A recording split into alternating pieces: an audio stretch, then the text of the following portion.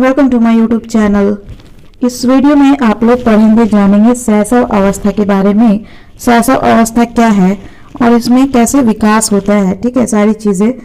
और infancy birth to 2 years, जन्म से लेकर 2 वर्ष की आयु को शैशव अवस्था कहते हैं, इन्फेंसी कहते हैं, ठीक है।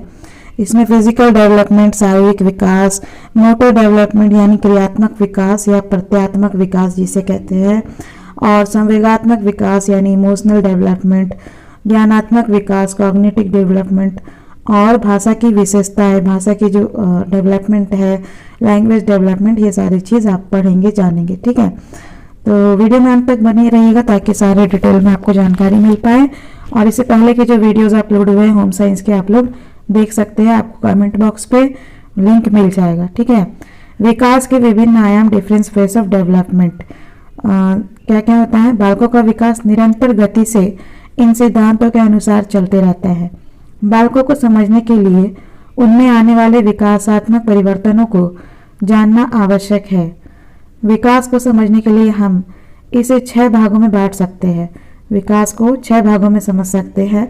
शारीरिक विकास यानी फिजिकल डेवलपमेंट, क्रियात्मक विकास यानी मोटर डेवलपमेंट, सामाजिक विकास यानी सोशल डेवलपमेंट, संवेगात्मक विकास यानी इमोशनल डेवलपमेंट, और ज्ञानात्मक विकास यानी कॉग्निटिव डेवलपमेंट, और छठा है भाषा का विकास यानी लैंग्वेज डेवलपमेंट।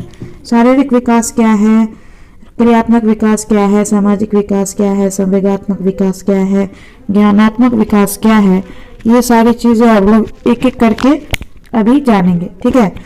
और भाषा का विकास भी जानेंगे कि ये सारी चीज़ें क्या है, कैसे होता है, किस आयु में, किस एज में होता है, ठीक है। तो हम लोग अभी इसको शारीरिक विकास से शुरू करेंगे, ठीक है। शारीरिक विकास क्या है। शरीर के विभिन्न अंग प्रत्यंग जैसे हड्डियां, मांसपेशियां, आंतरिक अवयव आदि के बढ़ने और हष्ट-पुष्ट होने को शारीरिक विकास कहते हैं। अंगों की कार्यक्षमता निरंतर यानी लगातार बढ़ती रहती है। इसमें शरीर की लंबाई, चौड़ाई, भार, ऊंचाई, धड़ और सिर का विकास, ज्ञान इंद्रियों और स्नायु तंत्र का विकास, ढांचे और दांत का विकास आता है। शारीरिक विकास एक निरंतर प्रक्रिया है। यह हमेशा एक सा नहीं होता, कभी तीव्र व कभी मंद गति से होता है। शरीर के विभिन्न अंगों के विकास का क्रम जो है भिन्न भिन्न होता है। शारीरिक विकास को मुख्य रूप से 3 भागों में बांटा गया है। पहला है भार का विकास, वेट डेवलपमेंट, दूसरा है कद का विकास, हाइट डेवलपमेंट, और तीसरा है शारीरिक अनुपात, बॉडी प्रोपोर्शन, ठीक है। भार का विकास, वेट डेवलपमेंट क्या है। जन्म के समय शिशु का भार जो है लगभग 2.5 यानी 2.5 किलोग्राम से 3 किलोग्राम तक होता है। 1 वर्ष का होने पर बालक का भार 9 किलोग्राम से 10 किलोग्राम तक हो जाता है। जन्म के बाद पहले 5 महीने में भार में काफी वृद्धि होती है। 4 माह बाद भार 2 गुना हो जाता है। फिर गति कुछ मंद पड़ जाती है। दूसरे वर्ष में भार बढ़ने की गति मंद हो जाती है क्योंकि बालक की ऊर्जा जो है चलने फिरने की गतिविधियों पर खर्च हो जाती है। तीसरे वर्ष तक बालक 12 से 14 किलोग्राम तक का हो जाता है। बालकों के भार पर उनके पोषण, वंशानुक्रम व जातीय भिन्नताओं का भी प्रभाव पाया जाता है। भार की वृद्धि दर कुछ इस प्रकार है। आयु, जन्म के समय भार जो है 2.5 से 3 किलोग्राम होती है।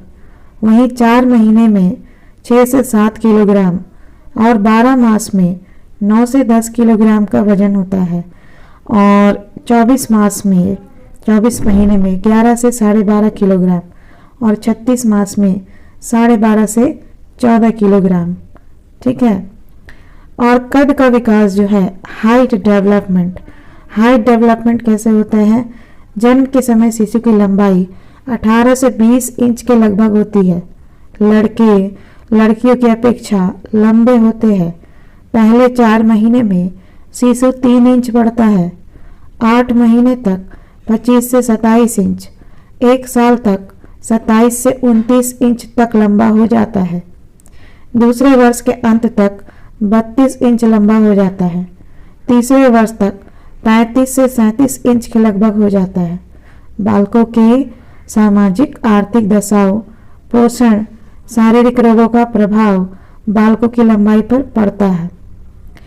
आयु जो है, जैसे जन्म के समय लंबाई होती है 18 से 20 इंच, 4 महीने में 21 से 23 इंच, 8 महीने में 25 से 27 इंच, 1 साल में 27 से 29 इंच और 2 साल में लगभग 32 इंच का हो जाता है शिशु, ठीक है। और 3 साल में 35 से 37 इंच हो जाता है। शारीरिक अनुपात, बॉडी प्रोपोर्शन क्या है? शारीरिक विकास के अध्ययन में शारीरिक अनुपात का भी महत्व है। शिशु के शरीर के भिन्न भिन्न अवयव भिन्न भिन्न अनुपात में बढ़ते हैं, जिनका विवरण इस प्रकार है। सिर यानी हेड, नवजात शिशु का सिर उसके संपूर्ण शरीर की लंबाई का चौथा भाग होता है।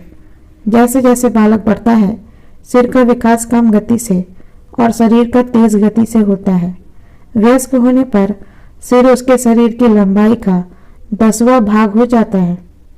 चेहरा, फेस जो है, मानव शरीर का विकास ऊपर से नीचे की ओर होता है, इसलिए सबसे पहले सिर और बाद में चेहरे का विकास होता है।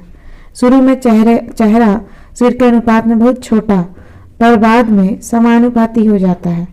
हाथ और पैर, हैंड्स एंड फीट, नवजात शिशु के हाथ और पैरों का विकास तीव्र गति से होता है। वहीं जैसे हाथ और पैर, नवजात शिशु के हाथ और पैरों का विकास तीव्र गति से होता है। आरंभ में यानी शुरुआत में उसकी हड्डियां विकसित न होने के कारण अंगुलियां नर्म और छोटी होती है। जन्म के समय शिशु की टांगें हाथों की अपेक्षा छोटी होती है। प्रथम 2 वर्षों में बाहों में 60 से 75% की वृद्धि होती है। नवजात शिशु की टांगें छोटी और मुड़ी हुई होती है। जैसे जैसे इनकी लंबाई बढ़ती है, यह सीधी होती जाती है। पहले 2 वर्षों में टांगों की लंबाई 40% बढ़ जाती है। हड्डियां यानी बोन्स, जन्म के समय शिशु की 270 हड्डियां होती है, जो कि छोटी और कोमल होती है। लचीली होने के कारण शिशु अपने पैर का अंगूठा भी चूस सकता है। बाद में विकास के क्रम में इन पर कैल्शियम फॉस्फेट जमने लगता है, जिस कारण यह मजबूत होती जाती है। लचीली हड्डियां मजबूत बनाने के लिए पौष्टिक आहार, मां का दूध महत्वपूर्ण है। एक वयस्क व्यक्ति के शरीर में 206 अस्थियां रह जाती है, क्योंकि अस्थियां आपस में जुड़ जाती है और दृढ़ता आ जाती है। अस्थि विकास से बालक चलने फिरने, उठने बैठने, भागने दौड़ने की क्रियाएं कर सकता है। आंतरिक अवयव, इंटरनल ऑर्गन्स, बालक के आंतरिक अवयवों का विकास रक्त संचार, पाचन संस्थान, श्वसन प्रणाली इत्यादि के रूप में होता है। जन्म के समय फेफड़े छोटे होते हैं, छाती की परिधि भी कम होती है। बचपन में नाड़ी की गति 120 से 140 प्रति मिनट होती है, परंतु वयस्क होने पर 72 प्रति मिनट होती है। दांत यानी टीथ, दांतों का निर्माण मसूड़ों में गर्भावस्था में ही शुरू हो जाता है। जन्म के पश्चात 6 माह तक दांत आने शुरू हो जाते हैं और 2 वर्ष तक सभी दांत निकल आते हैं। यह दांत अस्थायी होते हैं और इनकी संख्या जो है 20 होती है। 5 से 6 साल की उम्र में दांत टूटने लगते हैं और इनकी जगह स्थायी दांत लेने लगते हैं। स्थायी दांत जो है 32 होते हैं संख्या में। इनके टूटने का क्रम वही होता है जो निकलने का होता है। बालकों के दांत निकलने के समय में काफ़ी अंतर पाया जाता है। यह वैयक्तिक भिन्नता के कारण होता है। बालकों को दांत निकलने में काफ़ी कष्ट होता है। 6 से 8 महीने का बालक नीचे के कुतरने वाले दांत इनके निकल जाते हैं, सेंट्रल इंसिजर टीथ, ठीक है। काटने वाला दांत, चीरने फाड़ने वाला दांत, प्रथम चबाने वाला दांत और द्वितीय चबाने वाला दांत आप लोग पिक्चर में देख सकते हो ऊपर के जबड़ा में। वहीं नीचे के जबड़ा में दूसरा चबाने वाला दांत, पहला चबाने वाला दांत और चीरने फाड़ने वाले दांत है, ठीक है। 6 से 8 महीने में नीचे के कुतरने वाले दांत सेंट्रल इंसिजर हो जाते हैं 2। उसके बाद 7 से 9 महीने में ऊपर के कुतरने वाले 2 दांत हो जाते हैं। 8 से 10 माह में आसपास के ऊपर के कुतरने वाले दांत 2 निकलते हैं। फिर 10 से 12 महीने में आसपास के नीचे के कुतरने वाले दांत 2 निकलते हैं। फिर 12 से 18 महीने में अग्र चवर्णक दांत 4 निकल जाते हैं और 18 से 20 महीने में चीरने फाड़ने वाले दांत 4 आते हैं। फिर 4 दांत आते हैं 18 से 24 महीने में द्वितीयक चवर्णक वाले, ठीक है। यानी इस तरह टोटल 20 दांत आते हैं बच्चे के जबड़े में। ज्ञानेंद्रिय का विकास, डेवलपमेंट ऑफ सेंस ऑर्गन्स। जन्म के बाद और शारीरिक विकास के साथ साथ ज्ञानेंद्रियों का भी विकास होता है। शिशु की स्पर्श ज्ञानेंद्रिय त्वचा सबसे अधिक विकसित होती है। 3 माह के शिशु की आंखों की मांसपेशियां ठहर जाती है। वह चीज़ों को देख सकता है, रंगों की तरफ आकर्षित होता है, सुनने के भी प्रमाण देने लगता है। आवाज़ सुनकर उस तरफ गर्दन घुमाता है, जीभ पर खट्टा देने पर मुंह बनाता है। स्वाद, गंध और पीड़ा तीनों ही संवेदनाएं जन्म के समय पूर्ण रूप से विकसित होती है और बचपन अवस्था में इनका विकास और अधिक हो जाता है। स्नायु तंत्र यानी कि नर्वस सिस्टम। जन्म के बाद बालक के सभी तंत्रों की तरह स्नायु तंत्र का भी विकास तीव्रता से होता है। जन्म के समय मस्तिष्क का भार प्रौढ़ावस्था के भार का 1/4 होता है। 2 वर्ष का होने तक यह 3/4 हो जाता है। 4 वर्ष तक मस्तिष्क और स्नायु संस्थान काफी परिपक्व हो जाता है, परंतु 16 वर्ष की आयु तक पूर्ण परिपक्वता आ जाती है।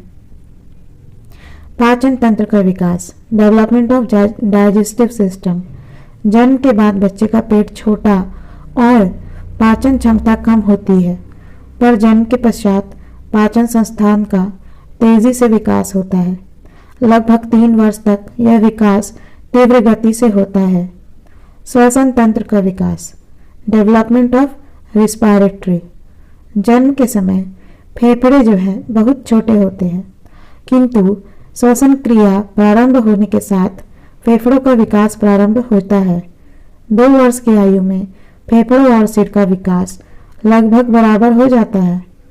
3 वर्ष तक भी इसी क्रम से निरंतर वृद्धि होती है। मांसपेशियों तथा वसा ऊतकों का विकास, development of muscles and fat tissues. शिशु जन्म के समय मांसपेशियां कोमल व अविकसित होती है, इसीलिए शिशु की क्रियाएं शिथिल होती है और संतुलन का अभाव होता है, किंतु धीरे धीरे उनकी लंबाई और मोटाई बढ़ने लगती है। जन्म से 2 वर्ष तक वसा की मात्रा बढ़ती है, 3 वर्ष में घटने लगती है, क्योंकि बालक क्रियाशील हो जाता है और ऊर्जा का उपयोग करने लगता है। बाल विकास को प्रभावित करने वाले कुछ तत्व होते हैं। किन्हीं कारणों से बालक का विकास प्रभावित होता है। क्या कारण है, क्या तत्व है, वे चलिए जानते हैं। Factors influencing child's development. बालकों के शारीरिक विकास को बहुत से तत्व प्रभावित करते हैं, जैसे कि वंशानुक्रम यानी हेरिडिटी। अब तक हम पढ़ चुके हैं कि माता पिता से विकास के सील गुण और सीमाएं बालक को प्राप्त होती है और वह देर सवेर उन सीमाओं को प्राप्त कर लेता है, जैसे कि बालक की लंबाई, भार, शारीरिक गठन आदि। पोषण यानी न्यूट्रिशन। शिशु को जिस प्रकार पोषण जन्म से पहले और जन्म के बाद मिलता है, उसी पर उसका शारीरिक विकास निर्भर करता है। पौष्टिक आहार से शिशु अपने विकास उचित कार्यों को पूर्ण कर पाता है। उसकी हड्डियां, मांसपेशियां मजबूत होती है, आंतरिक अवयवों का विकास होता है। टीकाकरण यानी वैक्सीनेशन।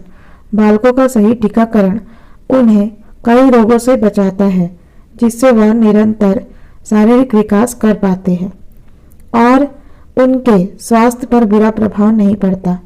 जो बालक बीमारियों से ग्रस्त हो जाते हैं, उनका शारीरिक विकास पिछड़ जाता है। शुद्ध वातावरण, हेल्दी एनवायरनमेंट। सूर्य का प्रकाश और स्वच्छ वायु बालक के अच्छे शारीरिक विकास में सहायक होती है।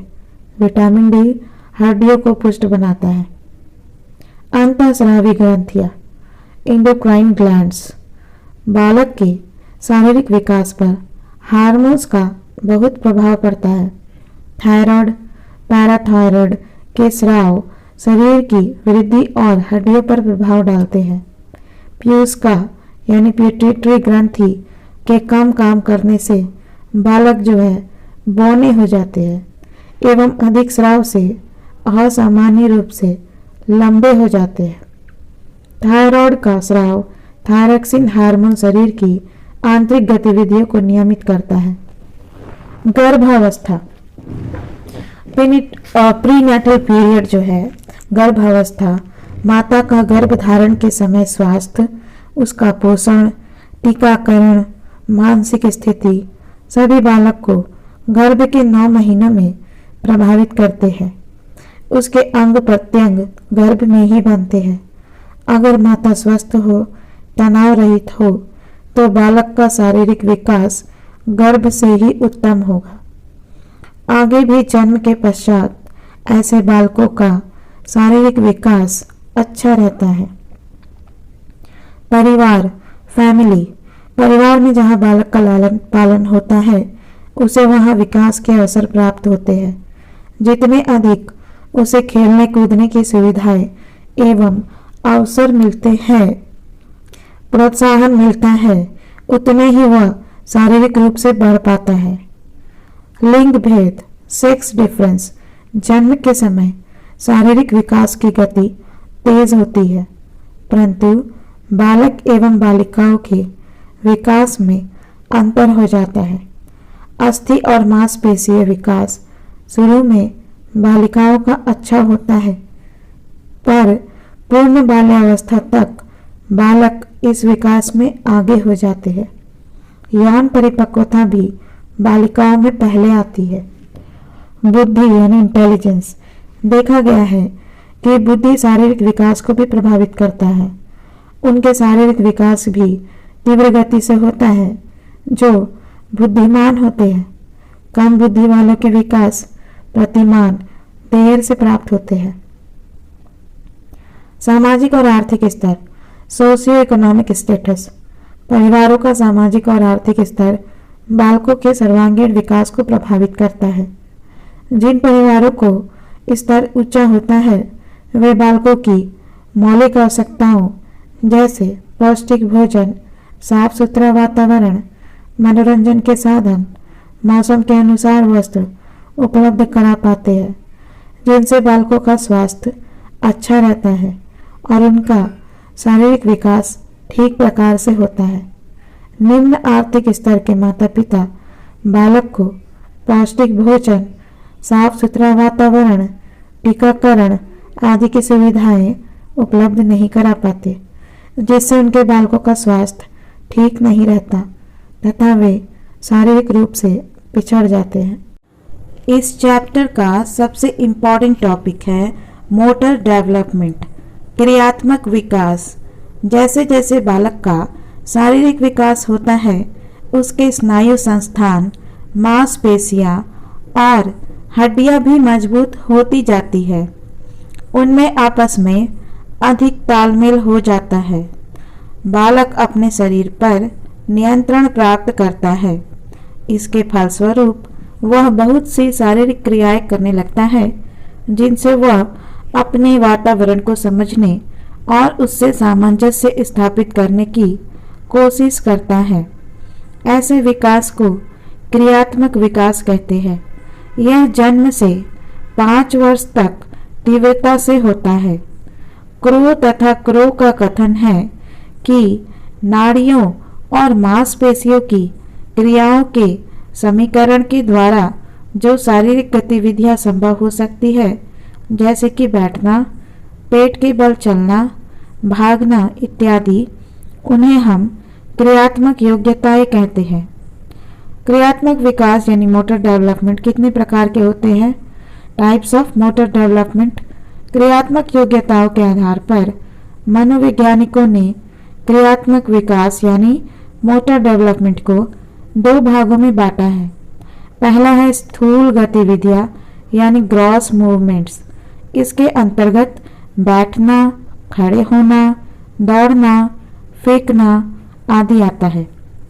वहीं दूसरा है क्रियात्मक विकास का प्रकार, दूसरा प्रकार है सूक्ष्म क्रियात्मक गतिविधियाँ, माइनर मोटर स्किल्स। सूक्ष्म क्रियात्मक गतिविधियाँ माइनर मोटर स्किल के अंतर्गत पकड़ना, लिखना, चित्र बनाना, खिलौनों से खेलना आदि आता है। पहले स्थूल गतिविधियों का विकास होता है, फिर सूक्ष्म क्रियात्मक कौशलों का विकास होता है। क्रियात्मक विकास की कुछ विशेषताएं होती है। चलिए जानते हैं ये विशेषताएं कौन सी है। क्रियात्मक विकास की विशेषताएं, कैरेक्टरिस्टिक्स ऑफ मोटर डेवलपमेंट, निश्चित क्रम, डेफिनिट सीक्वेंस। क्रियात्मक विकास दो प्रकार से होता है।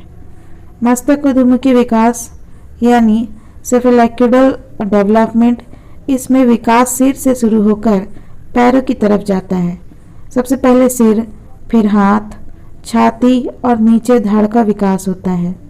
जन्म के समय सिर अधिक विकसित होता है और धड़ कम, और केंद्र से बाहर की ओर जो विकास होता है प्रॉक्सिमोडिस्टल डेवलपमेंट, शारीरिक विकास शरीर के केंद्र से परिधि की तरफ जाता है। अंदर के अवयवों का विकास पहले होता है, फिर बाहरी अंगों का विकास होता है। जैसे पहले हाथ और बाहें विकसित होती है, फिर अंगुलियां। सामान्य से विशिष्ट की ओर विकास, जनरल टू स्पेसिफिक। पहले स्थूल गतिविधियां विकसित होती है, फिर सूक्ष्म और विशिष्ट कौशल वाली गतिविधियां जो है विकसित होती है। जैसे वह पहले हथेलियों का प्रयोग करना सीखता है, फिर अंगुलियों का। बड़ी मांसपेशियों से छोटी मांसपेशियों की ओर, from large to small muscles. पहले बड़ी मांसपेशियों पर नियंत्रण आता है, फिर छोटी मांसपेशियों पर। जैसे गेंद पकड़ने में संपूर्ण हाथ की मांसपेशियों का इस्तेमाल होता है, जबकि लिखने में सिर्फ अंगुलियों का।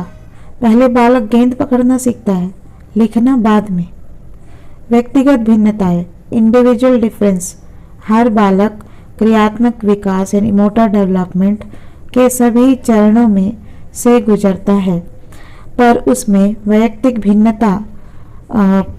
भिन्नता इंडिविजुअल डिफरेंस पाई जाती है। यौन विभिन्नताएं, सेक्स डिफरेंस। 3 वर्ष की आयु तक बालक बालिकाओं का क्रियात्मक विकास यानी मोटर डेवलपमेंट समान होता है, लेकिन बाद में यानी 3 साल के बाद बालक क्रियात्मक विकास में अधिक निपुण पाए जाते हैं। क्रियात्मक विकास के चरण, गर्भकालीन अवस्था में क्रियात्मक विकास, motor development in foetus period. गर्भकालीन अवस्था में शिशु के क्रियात्मक विकास में क्या क्या क्रियाएं होती है? गर्भकालीन अवस्था में क्रियात्मक विकास में पलटना, शरीर को मोड़ना, हाथ और पैर फेंकना आदि शामिल होता है। जन्म के बाद क्रियात्मक विकास, मोटर डेवलपमेंट आफ्टर बर्थ, 0 से 3 महीना। जन्म के पश्चात शिशु मुख्य रूप से सिर के क्षेत्र में 4 प्रमुख क्रियाएं करता है: नेत्र गति, मुस्कुराना, सिर को संभालना और हस्त कौशल। 12 घंटों के बाद गतिशील वस्तुओं के प्रति प्रतिक्रिया दिखाता है। 3 महीने पश्चात वह अपने नेत्र गतिविधियों पर नियंत्रण सीख पाता है। मुस्कुराना, स्माइलिंग, एक सहज क्रिया है जो जन्म के प्रथम सप्ताह से पाई जाती है। यह क्रिया तब होती है जब शिशु को छुआ जाए।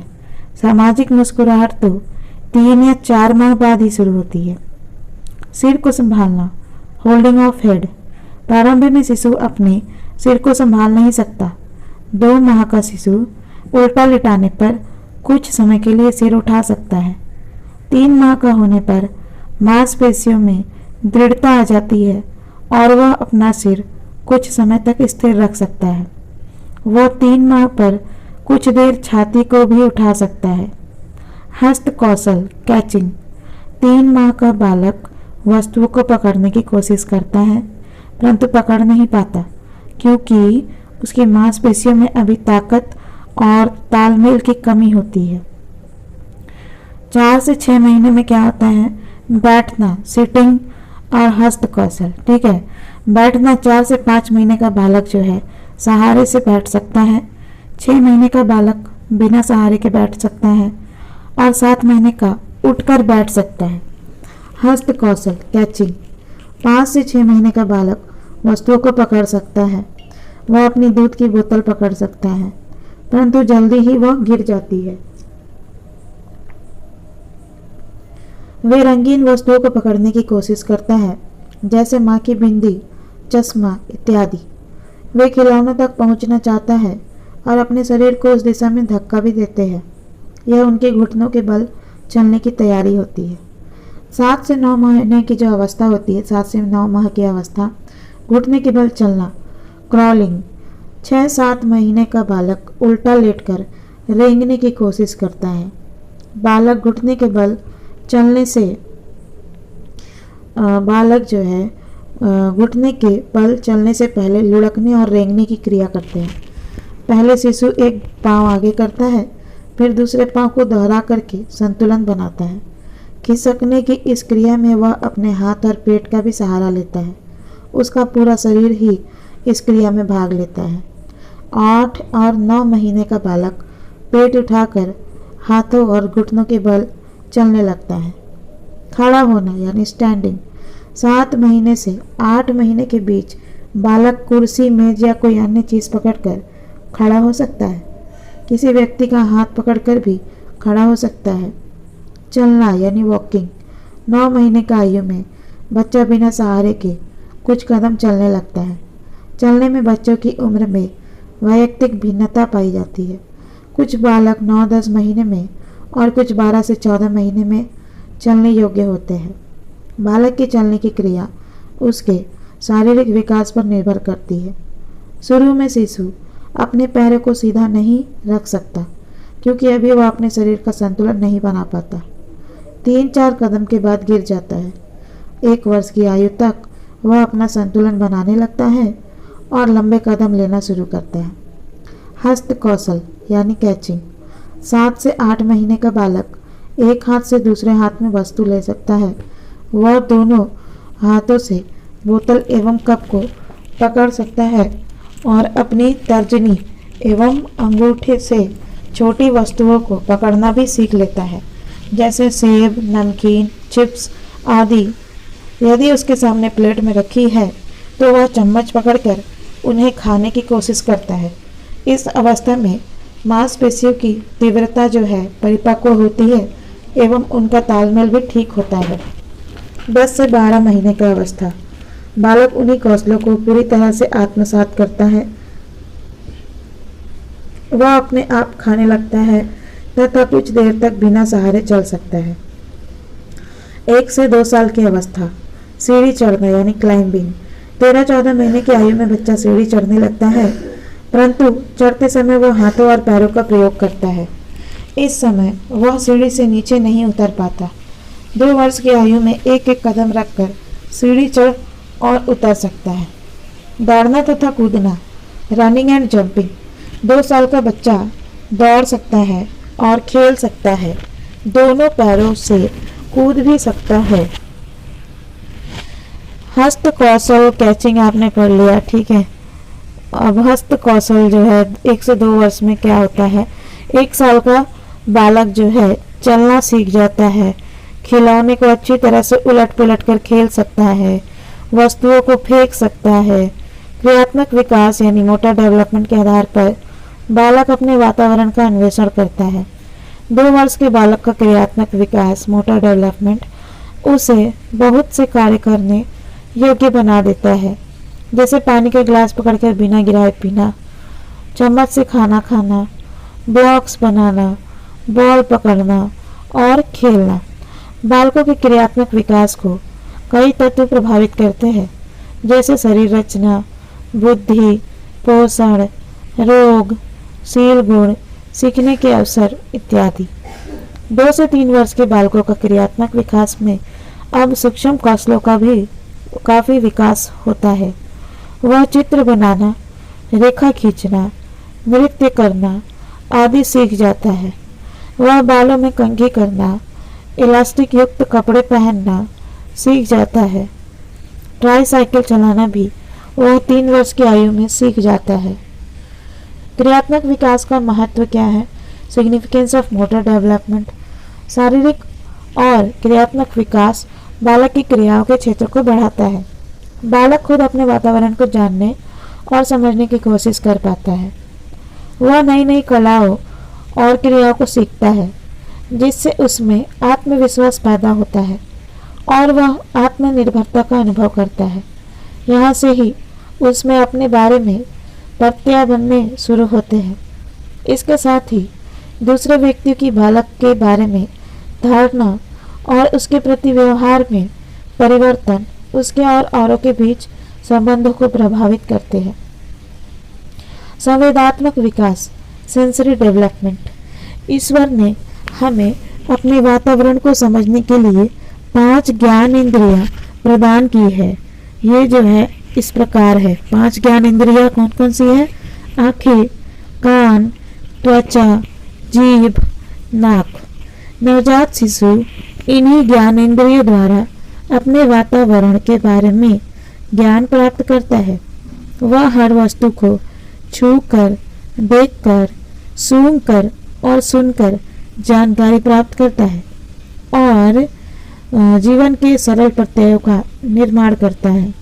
यह प्रत्यय उसे वातावरण के साथ सामंजस्य स्थापित करने में सहायता करती है, मदद करती है। यह संवेदात्मक विकास क्रियात्मक विकास के साथ साथ होता है। दोनों ही बालक को अपने वातावरण की खोजबीन करने और समझने में सहायक होते हैं। इसे संवेदात्मक और क्रियात्मक विकास, सेंसरी मोटर डेवलपमेंट कहते हैं। जन्म के समय शिशु की सभी ज्ञानेंद्रियां पूर्ण रूप से विकसित नहीं होती। धीरे धीरे स्नायु तंत्र यानी कि नर्वस सिस्टम में वे मांसपेशियां के मजबूत होने से ज्ञान इंद्रियां भी विकसित होती जाती है। दृष्टि यानी सींग। जन्म के समय आंखों की पुतली को चलाने वाली मांसपेशियां मजबूत नहीं होती, इसीलिए पुतली एक जगह नहीं ठहरती है। दृष्टि पटल भी विकसित नहीं होता है। शिशु सब कुछ नीला देखता है और 3 माह का शिशु रंगों की संवेदना ग्रहण करने लगता है और पुतली भी ठहर जाती है। स्पर्श यानी स्किन जो है, जन्म के समय सबसे विकसित ज्ञानेंद्रिय त्वचा होती है। शिशु माँ के स्पर्श को पहचानने लगता है। धीरे धीरे जाने पहचाने व अनजाने स्पर्श में अंतर करने लगता है। इसीलिए अनजाने व्यक्ति की गोद में रोने और माँ की गोद में आते ही चुप हो जाता है। वह गर्म, ठंडा, दर्द आदि का स्पर्श पहचानता है। सुनना यानी हेयरिंग। जन्म के समय यह ज्ञानेंद्रिय अधिक विकसित नहीं होती। 3 माह का बालक चुटकी बजाने पर उस ओर सिर घुमाने का उपक्रम करता है। वह अपनी माँ की आवाज़ पहचानने लगता है। 9 से 10 माह में वह आवाज़ों में अंतर भी स्पष्ट कर लेता है, अंतर भी करने लगता है। स्वाद यानी टेस्ट। जन्म के समय मीठे स्वाद को शिशु अधिक पहचानता है। खट्टी व नमकीन वस्तुओं को प्रतिफल प्रतिक्रिया व्यक्त करता है। घ्राण यानी स्मेलिंग। जन्म के समय शिशु की सूंघने की शक्ति कुछ विकसित होती है। वह माँ की गंध को पहचान सकता है। धीरे धीरे यह शक्ति और विकसित होती जाती है। क्रियात्मक विकास को प्रभावित करने वाले तत्व: वंशानुक्रम, पोषण, टीकाकरण, वातावरण, अवसर। ये सब क्रियात्मक विकास यानी मोटर डेवलपमेंट को प्रभावित करने वाले तत्व है। Factors affecting motor development. वंशानुक्रम। बालकों के क्रियात्मक विकास को माता पिता से प्राप्त गुण यानी जीन्स प्रभावित करते हैं। देखा गया है कि बालकों का क्रियात्मक विकास बहुत कुछ उनके माता पिता के क्रियात्मक विकास जैसा होता है। पोषण। पौष्टिक भोजन बालकों के अच्छे क्रियात्मक और संवेदात्मक विकास में सहायक होता है। शरीर हष्टपुष्ट होता है और शरीर में शक्ति मिलती है, जिससे बालकों का विकास उत्तम होता है। टीकाकरण। सही समय पर विभिन्न बीमारियों से बचाव भी अच्छे क्रियात्मक और संवेदात्मक विकास में सहायक होता है। वातावरण। प्रोत्साहन, प्रेम तथा सुरक्षा बालक को विभिन्न क्रियाएं करने में सहायता करते हैं, जिससे उसका विकास अच्छा हो पाता है। अवसर। जिन बालकों को विभिन्न क्रियाएं करने के लिए अधिक अवसर मिलते हैं उनका क्रियात्मक विकास अच्छा होता है। खेलने कूदने के अवसर मिलने पर बालकों का क्रियात्मक विकास अच्छा होता है। इसीलिए गांव के बालकों का व बड़े शहरों में रहने वाले बालकों का क्रियात्मक विकास भिन्न होता है। क्रियात्मक विकास पर बुरा प्रभाव डालने वाले तत्व कौन से हैं? Factors which badly affect the motor development. खराब स्वास्थ्य, बालक बीमारी के कारण सही रूप से विकसित नहीं हो पाते हैं। वंशानुक्रम, जिनके माता पिता का क्रियात्मक विकास अच्छा नहीं होता उनके बालकों का भी क्रियात्मक विकास सही नहीं हो पाता।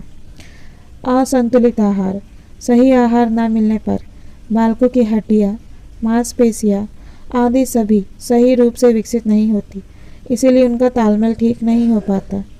ज्ञान इंद्रियाँ भी अविकसित रह जाती है। अवसर, जिन बालकों को खेल कूद और अन्य क्रियाओं के अवसर कम प्राप्त होते हैं उनका क्रियात्मक विकास सही नहीं हो पाता। शारीरिक और क्रियात्मक विकास में खेलों का क्या महत्व है? Importance of play in physical and motor development. खेल बालकों के शारीरिक और क्रियात्मक विकास में महत्वपूर्ण भूमिका निभाते हैं। बालकों का रक्त संचालन अच्छी प्रकार से होने लगता है, स्वास्थ्य अच्छा हो जाता है, उनकी रोग प्रतिरोधक क्षमता बढ़ जाती है, उनके अंगों का तालमेल अच्छा हो जाता है। जैसे बालक शुरू में जब गेंद खेलता है तो उसे पकड़ यानी कैच नहीं कर पाता, पर बाद में आँखों और हाथों का आपस में सही तालमेल होने पर सही जगह भागकर गेंद पकड़ लेता है। उसका अपने शरीर पर नियंत्रण भी हो जाता है और वह कई क्रियात्मक कौशल खेल खेल में सीख जाता है, जैसे कूदना, साइकिल चलाना, भागना, लटकना आदि। खेल उसे शारीरिक और क्रियात्मक विकास में सहयोग देते हैं। सामाजिक विकास क्या है? Social development. मनुष्य एक सामाजिक प्राणी है। वह हमेशा इस प्रकार के व्यवहार अपनाता है जिससे वह अपने आप को समाज के साथ जोड़ सके। उसके जीवन की संतुष्टि और सफलता इस बात पर निर्भर करती है कि वह समाज के साथ कितना सामंजस्य स्थापित कर पाता है। जन्म के बाद जैसे ही शिशु आसपास के वातावरण के प्रति सजग होता है वह सामाजिकता के गुणों का विकास करने लगता है। अपने व्यवहार को समाज की अपेक्षाओं के अनुकूल ढालने को सामाजिक विकास कहते हैं। अपने व्यवहार को समाज की अपेक्षाओं के अनुकूल उनके अनुरूप ढालने को ही सामाजिक विकास कहते हैं। सामाजिक व्यवहार की विशेषताएं, कैरेक्टरिस्टिक्स ऑफ सोशल डेवलपमेंट। बालक का सामाजिक व्यवहार एकाएक नहीं होता, वो एक निरंतर चलने वाली क्रमिक क्रिया है या प्रक्रिया है। विभिन्न आयु अवस्थाओं में सामाजिक विकास की अपनी विशेषताएं हैं। आरंभिक सामाजिक प्रतिक्रियाएं, अर्ली सोशल रिस्पॉन्सेस। जन्म के समय शिशु ना सामाजिक होता है ना असामाजिक। जैसे जैसे वह अपनी आवश्यकताओं की पूर्ति के लिए लोगों के संपर्क में आता है वह उनके प्रति प्रतिक्रियाएं प्रदर्शित करने लगता है। जैसे रोता बालक माँ को देखकर चुप हो जाता है। यहाँ से सामाजिकता की शुरुआत होती है। बालकों के प्रति प्रतिक्रियाएं, सोशल रिस्पॉन्सेस टुवर्ड्स चिल्ड्रन। 6-7 माह का बालक अन्य बालक को रोता देख उसकी तरफ देखता है, अपने जैसी गुड़िया को ध्यान से देखता है। 3-4 माह का बालक हम उम्र बालकों के पास रहना चाहता है। हालांकि इस समय सहयोग कम, द्वंद्व अधिक होता है। सामूहिक गतिविधियाँ, रिस्पॉन्सेस टुवर्ड्स ग्रुप। 2.5 साल का बालक समूह में प्रतिक्रिया करने लगता है। हालांकि यह समूह 2 या 3 बालकों का ही होता है, परंतु सहयोग, सहानुभूति, प्रतिस्पर्धा, आज्ञा पालन आदि 2.5 वर्ष से कुछ समय में आने लगते हैं। निषेधात्मकता, नेगेटिविज्म। बालक नकारात्मक व्यवहार दिखाने लगता है। जब कोई उसकी इच्छा पूर्ति में बाधा बनता है वह वस्तु तोड़ने, रोने और ज़मीन पर लौटने जैसा व्यवहार करता है। सहानुभूति यानी सिंपैथी। यहाँ दूसरे बालकों के प्रति सहयोग और सहानुभूति के भाव पाए जाते हैं। धीरे धीरे अन्य लोगों के प्रति भी वह प्रतिक्रियाएं प्रकट करने लगता है। प्रतिस्पर्धा, कंपटीशन। प्रतिस्पर्धा बालक को प्रगति की ओर अग्रसर करती है। खेल में शिक्षक व माता पिता का प्यार पाने में प्रतिस्पर्धा दिखाई देती है। सहयोग यानी कोऑपरेशन। यह भावना समायोजन के लिए बहुत आवश्यक है। यह बालकों के खेलों में दिखनी शुरू हो जाती है। 1 से 3 वर्ष के बालकों का सामाजिक विकास, social development during 1 to 3 years। 1-2 माह का बालक सहज क्रियाएं करता है, भूखा होने पर रोता है, पेट भरने पर संतुष्ट रहता है। वह इस समय स्वप्रेमी होता है 1-2 माह के एज में, ठीक है, उम्र में। 2 से 3 महीने का शिशु जो है माँ की मुस्कुराहट का प्रत्युत्तर मुस्कुराकर देने लगता है। कोई भी बड़ा या बच्चा स्वाभाविक रूप में नन्हे शिशु को देखकर मुस्कुराता है तो शिशु मुस्कुराहट से उसका उत्तर देता है। यही से सामाजिक विकास का प्रारंभ होता है। जब शिशु से कोई बात करता है तो वह एकटक उसके चेहरे की ओर देखता है, जिससे बात करने वाले और शिशु के बीच एक संबंध स्थापित होता है। माँ दूध पिलाते समय, नहलाते समय, सुलाते समय शिशु की ओर प्रेम से देखती है और शिशु भी माँ के चेहरे की ओर देखता है। इसी से माँ और बालक में सामाजिक और संवेगात्मक संबंध बनता है तथा वह माँ के स्पर्श तथा माँ को पहचानने लगता है। 4 से 6 माह प्रायः देखा गया है कि बड़े व्यक्ति शिशु से बात करते समय चेहरे की अभिव्यक्ति को बढ़ा चढ़ाकर दिखाते हैं और आवाज़ भी बच्चों को भली लगने वाली बना लेते हैं, जिसको देख और सुनकर 4 से 6 माह का बच्चा या शिशु अपनी प्रतिक्रिया देता है। वह किलकारी भरता है, आवाज़ें निकालता है और हाथ पैर हिलाकर प्रसन्नता प्रकट करता है। इस प्रकार शिशु विभिन्न प्रकार के सामाजिक व्यवहार सीखने लगता है। क्रोधित व्यक्ति की मुख मुद्रा देखकर अथवा अनजान व्यक्ति को देखकर वह रोने लगता है। 7 से 10 माह इस अवस्था में शिशु दूसरे व्यक्तियों का ध्यान अपनी ओर आकर्षित करने के लिए क्रियाएं करता है।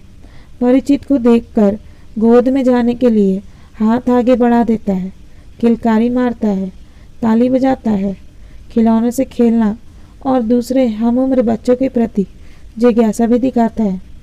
बच्चा तोतली भाषा में बात, तुतलाहट, बैबलिंग भी करता है। 11 से 12 माह का बच्चा जो है दूसरे बच्चों के साथ खेलना चाहता है, अन्य बच्चों के खिलौने छीनने का प्रयास करता है। संकेत पर कुछ आदेश समझने लगता है, जैसे ना कहने पर कुछ देर के लिए रुक जाता है, चलकर दूसरों के पास जाने की कोशिश करता है। 12 से 15 माह का बच्चा घर से बाहर पास पड़ोस में चलकर जाने लगता है। जहाँ बच्चे खड़े या खेल रहे हो वहाँ जाकर खड़ा होने की जिद करता है। अकेलापन उसे अच्छा नहीं लगता। तोतली भाषा में बातें भी करने लगता है। शौच क्रिया पर काफ़ी हद तक नियंत्रण सीख लेता है। 15 से 24 माह तक दूसरे बच्चों के साथ खिलौने लेने देने लगता है। यदि कोई उसके खिलौने लेने की कोशिश करे तो लड़ता है, मरता है। दूसरे बच्चे के प्रति जिज्ञासा, सहानुभूति व मेल की भावना प्रदर्शित करने लगता है। अपरिचितों से डरता है। 2 से 3 साल की आयु में बच्चा पहले से अधिक सामाजिक दिखाई देता है। वह अपने माता पिता या परिवार के सामाजिक विकास की नकल करने लगता है। बड़ों को नमस्ते, टाटा, बाय बाय करने लगता है। इस वर्ष में बालक स्वयं भोजन करने लगता है, कपड़े पहनने में माँ की सहायता करने लगता है, सामूहिक जीवन चाहने लगता है। इसी आयु में यानी 2 से 3 साल की आयु में ईर्ष्या, जेलसी, कलह, क्वारलिंग, स्पर्धा, कंपटीशन का भाव उत्पन्न हो जाता है।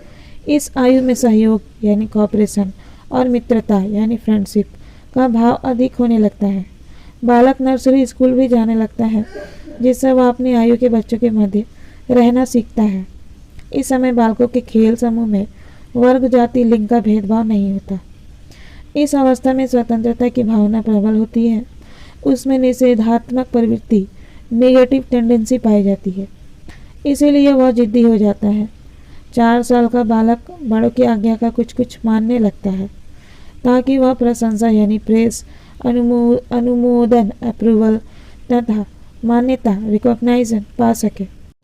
3 वर्ष के बालक में आत्म केंद्रितता, सेल्फ सेंटर्डनेस कम होने लगती है। वह समूह भावना, ग्रुप फीलिंग आने लगती है। समूह में बालकों को खेलते देखकर सहज ही उनके नेता, लीडर को पहचाना जा सकता है। इस आयु में इस सामाजिक गुण का विकास प्रारंभ हो जाता है। शिशु का सामाजिकरण। सामाजिकरण का अर्थ है कि आप जिस समाज में रहते हैं उसके नियमों को मानना और अपने व्यवहार को अपने समाज द्वारा बनाई गई परंपराओं में ढालना। असल में हम कह सकते हैं कि सामाजिकरण समाज की परंपराओं, समाज द्वारा बनाई गई परंपराओं, रीति रिवाजों और जीवन मूल्यों को अपनाना है। बालक एक परिवार में जन्म लेता है। परिवार ही वह इकाई है जो उसे समाज से जोड़ती है। परिवार में ही वह सामाजिक गुणों और मूल्यों को सीखता है। पहला सामाजिक प्रत्युत्तर वह माँ को मुस्कुराहट के रूप में देता है। उसके पहले सामाजिक प्रत्यय परिवार के सदस्यों के आपसी व्यवहार और उसके साथ होने वाले व्यवहार को देख समझकर बनते हैं।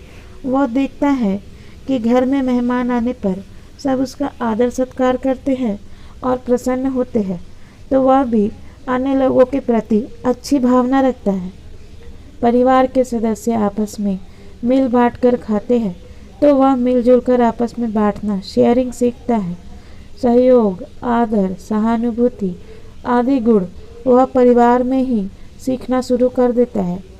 परिवार में वह जीवन मूल्य, परंपराएं, धार्मिक विश्वास और समाज का महत्व आदि के बारे में सीखता है। उदाहरण के लिए त्योहारों पर अगर घर के सभी सदस्य एकत्रित होते हैं तो वह खुशियाँ समाज के लोगों के साथ बांटना सीखेगा। परिवार और लोगों के सुख दुख में शामिल होता है तो वह भी इसी तरह का व्यवहार अपनाएगा। इसके अलावा वह अपनी बुद्धि, समझ और तार्किक व्यवहार का भी बड़े होने पर प्रयोग करता है और अपने को समाज के अनुरूप बनाता है। सामाजिकरण में सहयोग देने वाले कारक और उनका योगदान। Socialisation agents and their role. परिवार में ही बालक पहला सामाजिकता का पाठ सीखता है। माता पिता का अनुकरण करता है। वह जैसे बड़ों का आदर करते हैं वैसा ही वह भी सीखता है। दादा दादी के स्नेह और भाई बहनों का आपस का व्यवहार बालक पर प्रभाव डालता है। भाई बहन अगर एक दूसरे से स्नेह व सहयोग करते हैं तो बालक भी सहयोग करना सीखता है। अपने से बड़ों का कहना मानना सीखता है। अनुशासन, सहानुभूति, परिस्थितियों में समायोजन वह पारिवारिक परिस्थितियों को देखकर सीखता है। पास पड़ोस। 2 साल का बालक अपने आस पड़ोस में जाने लगता है, उनके आपसी व्यवहार को देखता है और समझने की कोशिश करता है। दूसरे बालकों के संपर्क में आता है। जहाँ घर में सभी उसको हर वस्तु पहले दे देते हैं, वहाँ बाहर उसे सभी बालकों के समान समझा जाता है। बारी आने पर ही गेंद खेलने को मिलती है। धैर्य और सबके साथ मिलकर खेलना सीखता है। अगर पास पड़ोस में लोग उसे प्यार देते हैं तो वह भी उनके प्रति स्वस्थ सामाजिक मूल्यों का निर्माण करता है। विद्यालय। 3 वर्ष का बालक विद्यालय में जाने लगता है और सामाजिक मूल्यों को तेज़ी से सीख रहा होता है। विद्यालय में वह शिक्षकों और साथियों के संपर्क में आता है। समूह के साथ खेलना सीखता है। कक्षा में सामूहिक क्रियाओं में भाग लेता है जिनमें वह सामाजिकता के महत्व को समझने लगता है। गीत, संगीत, नाटक आदि खेलों में भाग लेता है। स्पर्धा आदि सामाजिक गुण सीखता है। तीज, त्योहार और परंपराएं। हर समाज की अपनी परंपराएं और तीज त्योहार होते हैं। उनको मनाने सभी लोग एकत्रित होते हैं। जैसे रक्षाबंधन पर भाई बहन एक दूसरे के घर जाते हैं, दिवाली पर सभी एक दूसरे के घर मिठाई और बधाई देने जाते हैं, ईद पर एक दूसरे से गले मिलते हैं, होली पर एक साथ मिलकर रंग खेलते हैं और गाते बजाते हैं। बालक देखता है कि एक दूसरे के बिना तो त्यौहार मनाना संभव ही नहीं है, तो खुशी के लिए समाज के साथ लोगों का होना आवश्यक है। समाज के सभी लोगों का होना आवश्यक है। यही सामाजिकता का पाठ हमारी संस्कृति और त्यौहार सिखाते हैं। बालक के सामाजिक व्यवहार को प्रभावित करने वाले कई कारक हैं। इनमें सबसे महत्वपूर्ण कारक उसका परिवार है, क्योंकि परिवार में ही बालक के पहले सामाजिक प्रत्यय बनते हैं। उसके प्रारंभिक सामाजिक अनुभव ही उसके सामाजिक व्यवहार को प्रभावित करते हैं। अगर उसका परिवार सामाजिक नियमों और मर्यादा के अनुसार आचरण करता है तो आगे चलकर बालक के सामाजिक व्यक्ति बनने की संभावनाएं है। बालक का लालन पालन किस प्रभाव से हुआ है, घर के सदस्यों का उसके प्रति कैसा दृष्टिकोण है, ये कारक बालक के सामाजिक गुणों पर प्रभाव डालते हैं। परिवार, स्कूल साथी, आस पड़ोस सभी किसी न किसी रूप में बालक के सामाजिकरण में सहायक होते हैं। माता पिता और शिक्षक दोनों ही अपने अपने स्तर पर बच्चों का मार्गदर्शन करते हैं कि बच्चों को क्या करना चाहिए, क्या नहीं, और शेष बालक खुद दूसरों का अनुसरण करके सीखता है। अनुभव से वह ऐसा व्यवहार सीख जाता है जो कि समाज में उसे उसका स्थान दिला सके। समय और परिस्थिति के अनुसार बालक सामाजिकता का पाठ सीख जाता है। सामाजिकता का प्रभाव, इफेक्ट्स ऑफ सोशलाइजेशन। किसी भी बालक के जीवन पर उसके सामाजिक विकास का बहुत प्रभाव पड़ता है। जिन बालकों के सामाजिक प्रत्यय समाज के अनुकूल बनते हैं वे बड़े होकर समाज में एक विशिष्ट स्थान बना पाते हैं। वे अपना और अन्य लोगों का जीवन सफल और सुखी बनाने में सहयोगी होते हैं। जो बालक किन्हीं कारणों से अच्छे सामाजिक गुणों और मूल्यों का विकास नहीं कर पाते वह समाजद्रोही बनते हैं। वह समाज की तोड़फोड़ में लग जाते हैं और खुद भी जीवन भर असंतुष्ट रहते हैं। खेलों का सामाजिक महत्व, सोशल वैल्यू ऑफ प्ले। खेल खेल में बालक सामाजिकता के नियमों से परिचित हो जाता है। वह एक दूसरे से सहयोग करना, साथियों के प्रति वफादारी, समूह में खेलना, नेता बनने के गुणों का विकास, आत्मविश्वास, अनुशासन, सहनशीलता, उत्तरदायित्व आदि गुणों को भी खेल द्वारा अपनाता है। खेल की भावना से आपस में स्नेह का विकास होता है। समाज के प्रति धनात्मक दृष्टिकोण विकसित होता है। संवेगात्मक विकास, इमोशनल डेवलपमेंट क्या है? संवेग एक स्वाभाविक क्रिया है। यह भावनाएं बालक बचपन में अनुभव करता है। संवेग में शारीरिक व मानसिक दोनों ही क्रियाएं सम्मिलित होती है।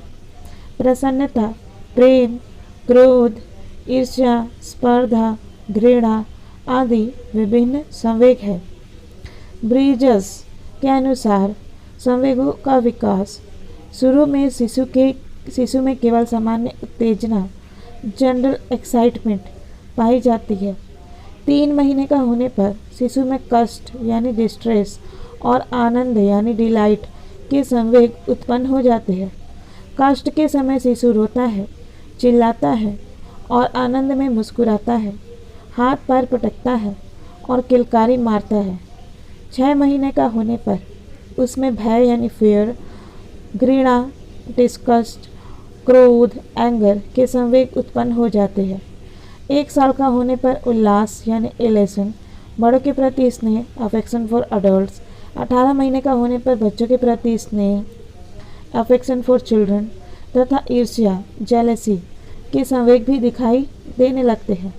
2 वर्ष की आयु में खुशी यानी जॉय का संवेग भी उत्पन्न हो जाता है। बालकों के संवेगों की विशेषताएं, कैरेक्टरिस्टिक्स ऑफ चिल्ड्रंस इमोशंस। बालकों के संवेग बहुत कम समय के लिए होते हैं। कोई भी संवेग बालकों में शीघ्र ही समाप्त हो जाता है, जबकि वयस्कों में संवेग यानी इमोशंस काफ़ी देर तक रहता है। बालकों के संवेग बहुत शीघ्र बदल जाते हैं। बालक कभी किसी बात पर दुखी होकर रोता है तो दूसरे पल खिलौने मिलने पर हंसने लगता है। बालकों के संवेग तीव्र होते हैं। बालक खिलौना छीन जाने पर भी उतनी ही तीव्रता से दुख का अनुभव करता है और तो दूसरे पल बालकों के संवेग जो है तीव्र होते हैं। बालक खिलौना छीन जाने पर उतनी ही तीव्रता से दुख का अनुभव करता है जितना कि भूख लगने पर, भोजन न मिलने पर। बात चाहे छोटी हो या बड़ी, बालकों के संवेग जो है तीव्र होते हैं। बालकों के संवेगों में शारीरिक अभिव्यक्ति स्पष्ट होती है। बालक अपने संवेग अपनी शारीरिक क्रियाओं द्वारा स्पष्ट करता है। वयस्कों की तरह वह अपने भाव छुपा नहीं सकता। बालकों के संवेग बार बार उत्पन्न होते हैं। बालकों के संवेगों की पुनरावृत्ति होती रहती है क्योंकि उन्हें अपनी भावनाओं पर नियंत्रण नहीं होता है। वे छोटी छोटी बातों पर उत्तेजित हो जाते हैं और संवेगात्मक व्यवहार करने लगते हैं। बालकों के संवेगात्मक व्यवहार में व्यक्तिगत भिन्नता पाई जाती है। एक ही संवेग में बालक अलग अलग अभिव्यक्ति करते हैं। भय के संवेग में कुछ बालक डर कर रोने लगते हैं तो कुछ माँ के पीछे छुप जाते हैं। क्रोध में कुछ बालक रोने लगते हैं तो कुछ तोड़ फोड़ करने लगते हैं। बालकों के संवेगों की शक्ति परिवर्तित होती रहती है। आयु बढ़ने के साथ साथ कुछ संवेगों की तीव्रता कम हो जाती है और कुछ संवेगों की तीव्रता बढ़ जाती है। बालकों के संवेगों के कुछ लक्षण स्पष्ट होते हैं। बालकों के संवेग लक्षणों से विदित होते हैं, जैसे हाथ पैर पटकना, नाखून काटना, अंगूठा चूसना, बेचैनी, जिद्दीपन, चीखना आदि।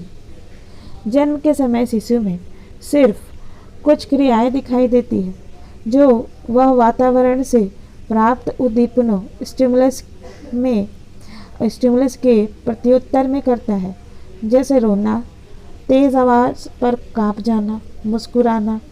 यह पूर्ण रूप से विकसित संवेग नहीं माने जाते। मनोवैज्ञानिक यह मानते हैं कि नवजात शिशु में दो सामान्य प्रत्युत्तर जनरलाइज्ड रिस्पॉन्सेस पाए जाते हैं। पहला है सुखद और दूसरा है दुखद। सुखद प्लेजेंट, जब बालक आराम से होता है, पेट भरा होता है तो वह मुस्कुराता है। दुखद यानी अनप्लेजेंट, जब वह कष्ट में होता है तो वह रोता है, भूख में भी रोता है। 2 से 3 माह में धीरे धीरे विभिन्न संवेगों का अंकुरण होने लगता है। विभिन्न संवेग और संवेगों की अभिव्यक्ति, एक्सप्रेशन ऑफ इमोशंस। क्रोध यानी एंगर, अन्य संवेगों की अपेक्षा क्रोध का संवेग पहले और अधिक मात्रा में पाया जाता है।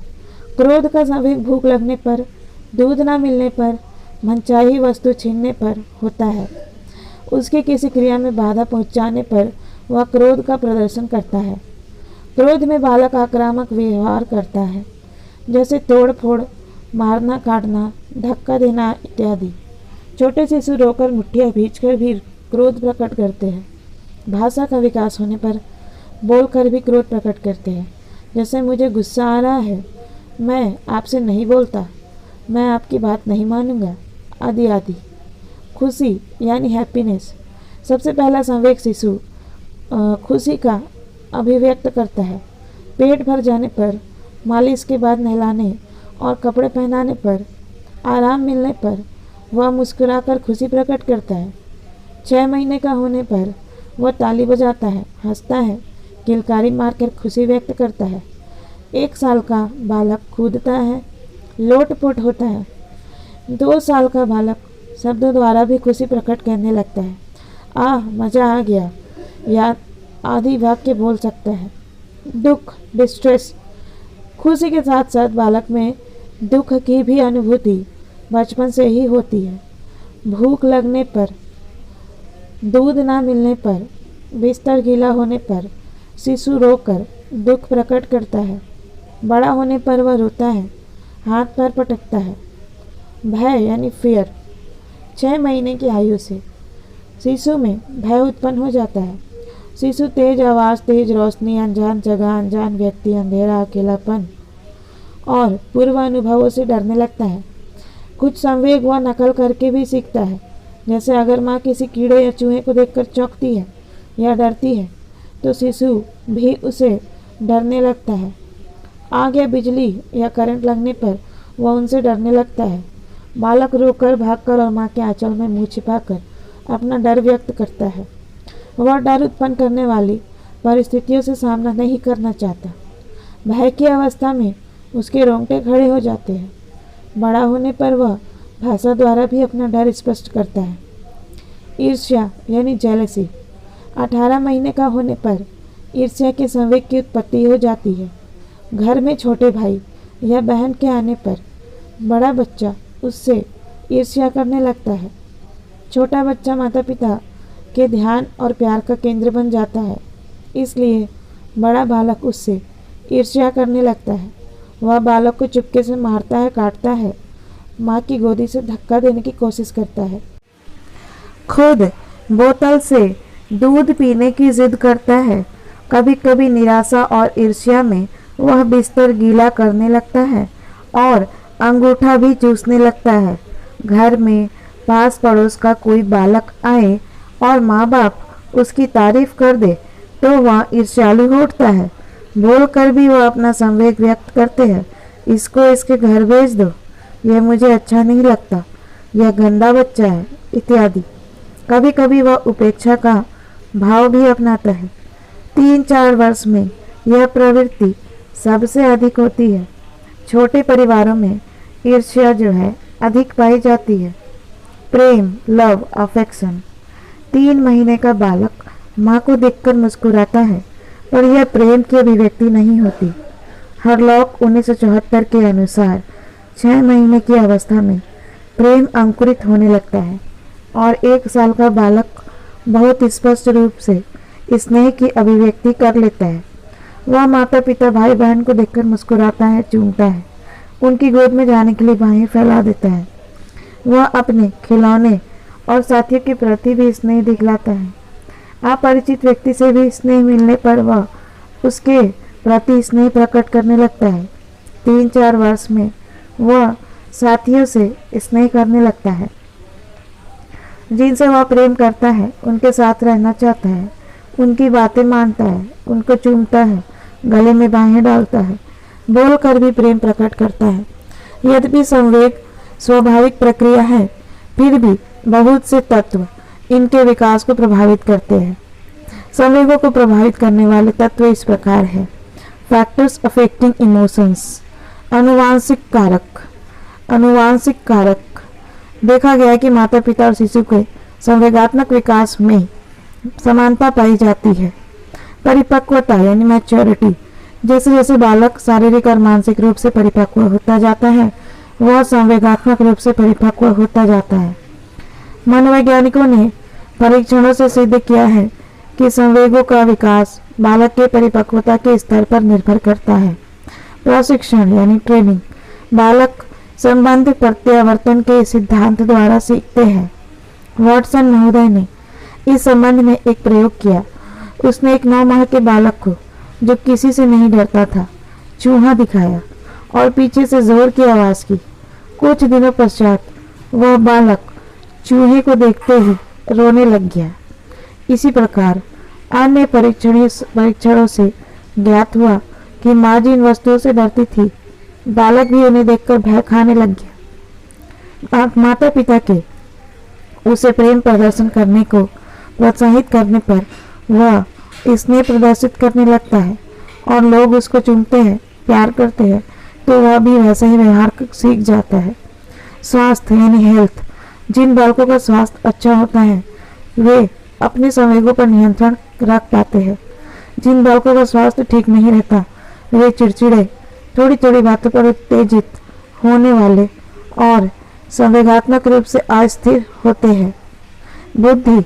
जो बालक बुद्धिमान होते हैं, वे संवेगात्मक रूप से स्थिर होते हैं।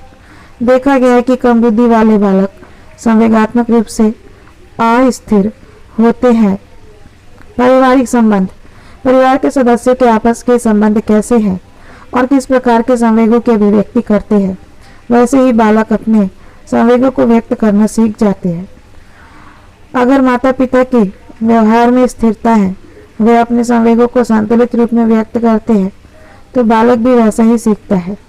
पर अगर घर में पिता या माता क्रोध आने पर तोड़फोड़ करते हैं, चीखते चिल्लाते हैं, तो बालक भी क्रोध में खिलौने पटकेगा जमीन पर लेट जाएगा आदि व्यवहार दिखाएगा। अधिक लाड प्यार बालक को जिद्दी बना देता है। माता पिता अगर ठीक प्रकार से बालकों को समय नहीं दे पाते या अपने प्रेम का प्रदर्शन नहीं करते तो बालक सहम जाते हैं और वे भी अपने संवेगों को खुलकर व्यक्त नहीं कर पाते। सामाजिक वातावरण, सोशल एनवायरनमेंट, परिवार की तरह आस पड़ोस, स्कूल और समाज के अन्य सदस्यों और परिस्थितियों का बालक के संवेगात्मक व्यवहार पर प्रभाव पड़ता है। अगर समाज का वातावरण तनाव पैदा करने वाला है तो बालक संवेगात्मक रूप से अस्थिर हो जाता है। आस पड़ोस में शांत सौहार्दपूर्ण वातावरण हो, लोग अपने संवेगों पर काबू रखते हो तो बालक भी वैसा ही अनुकरण करने की कोशिश करता है। संवेगों पर नियंत्रण, कंट्रोल ऑन इमोशंस, शारीरिक और मानसिक स्वास्थ्य बनाए रखने के लिए संवेगों पर नियंत्रण रखना आवश्यक हो जाता है।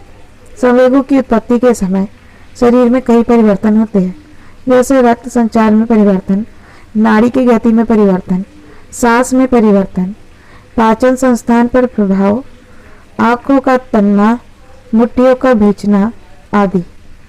बार बार संवेगों के उत्पन्न होने और तीव्रता से होने पर शरीर पर बहुत बुरा प्रभाव पड़ता है।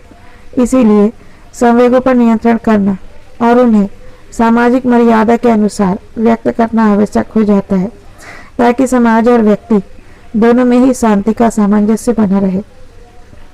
संवेगात्मक विकास में खेलों का महत्व, importance of play in emotional development. खेलों द्वारा बालक अपने आप को संवेगात्मक रूप से संतुष्ट कर पाता है। वह प्रसन्न रहता है और उसका दृष्टिकोण आशावादी बनता है। अपने संवेगों पर नियंत्रण रखना सीखता है। जैसे खेल में जब वह आउट कर दिया जाता है तो गुस्सा आने पर भी वह अपने आप को नियंत्रण में रखता है। वह शर्मिलापन छोड़ देता है। नाटक आदि खेलों में वह अपने संवेगों पर पूर्णतया नियंत्रण कर लेता है और अभिनय भी सीखता है।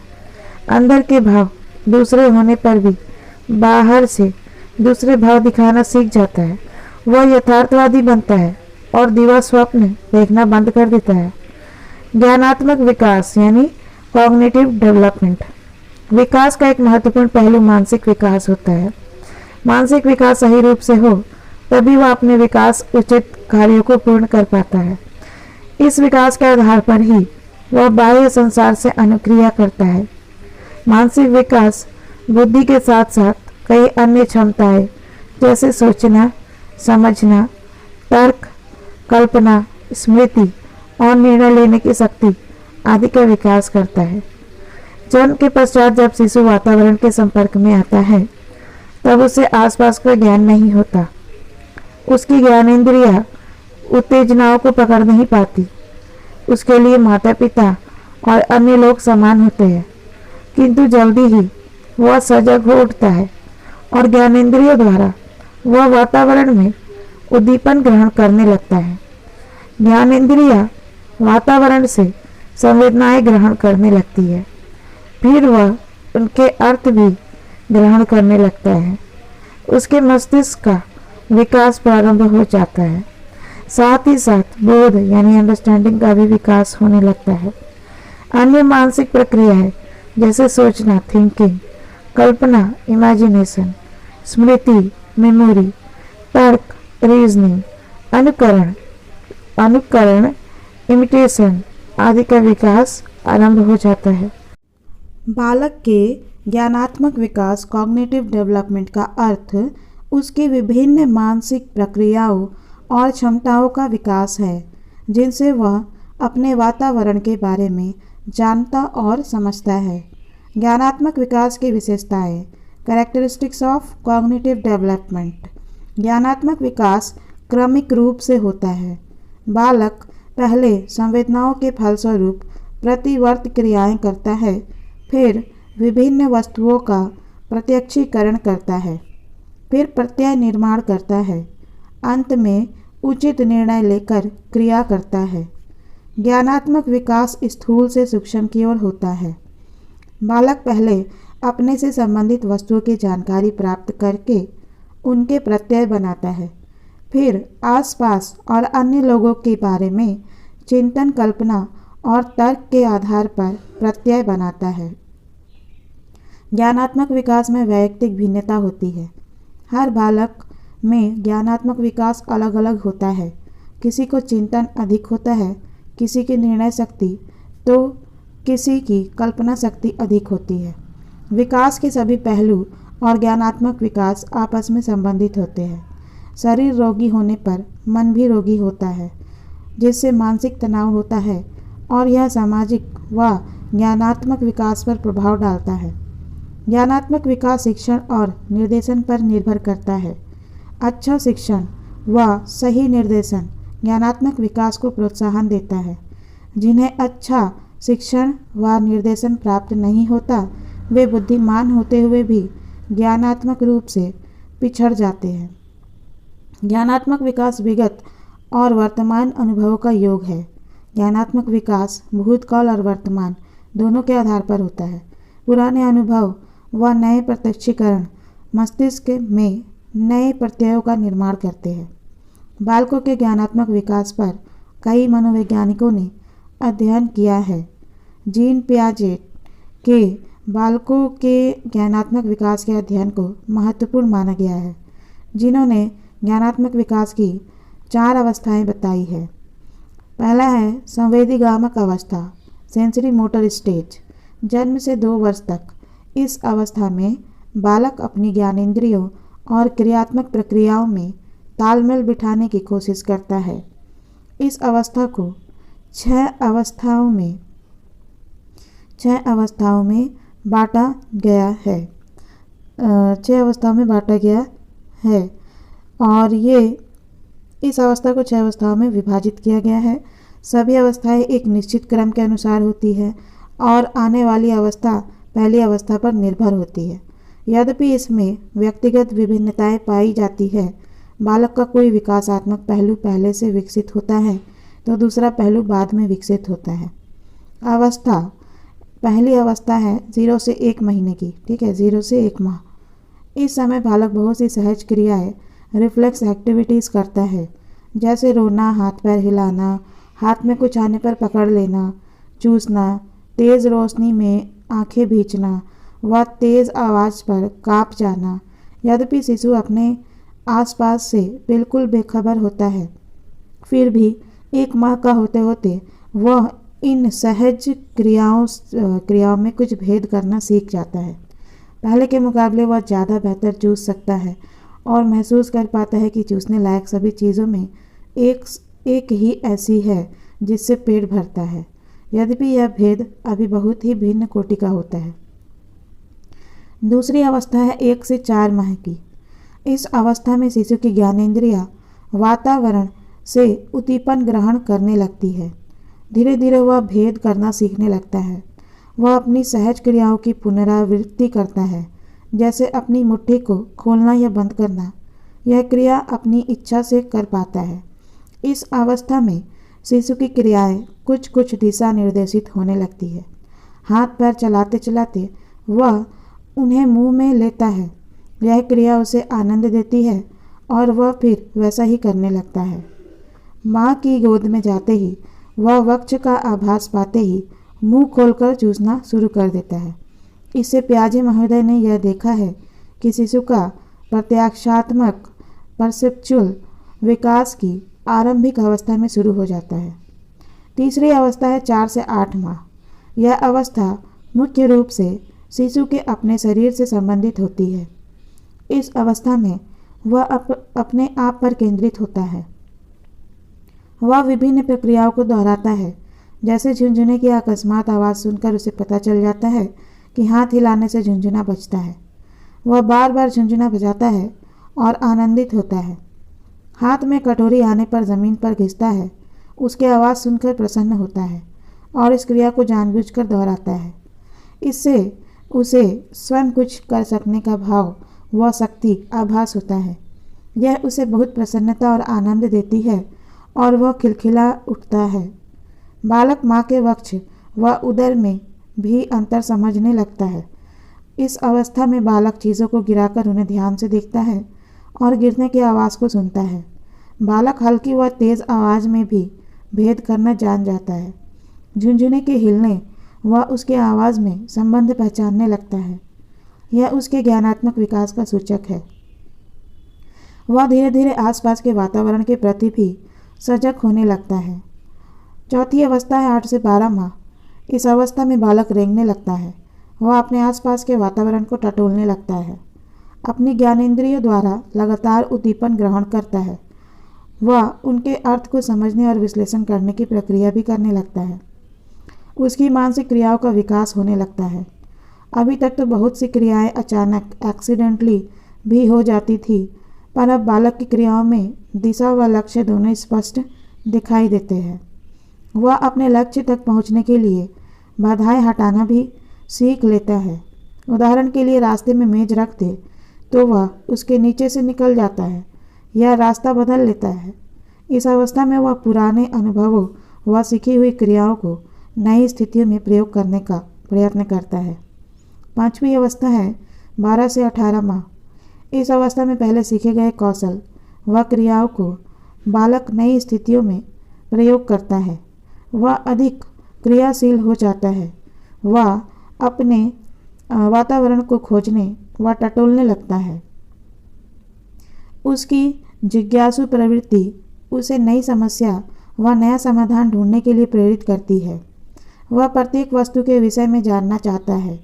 उससे कोई वस्तु अचानक गिर जाती है और आवाज़ आती है तो वह इस खोज पर प्रसन्न होता है और बार बार उसे गिराकर वह आवाज़ पैदा करता है।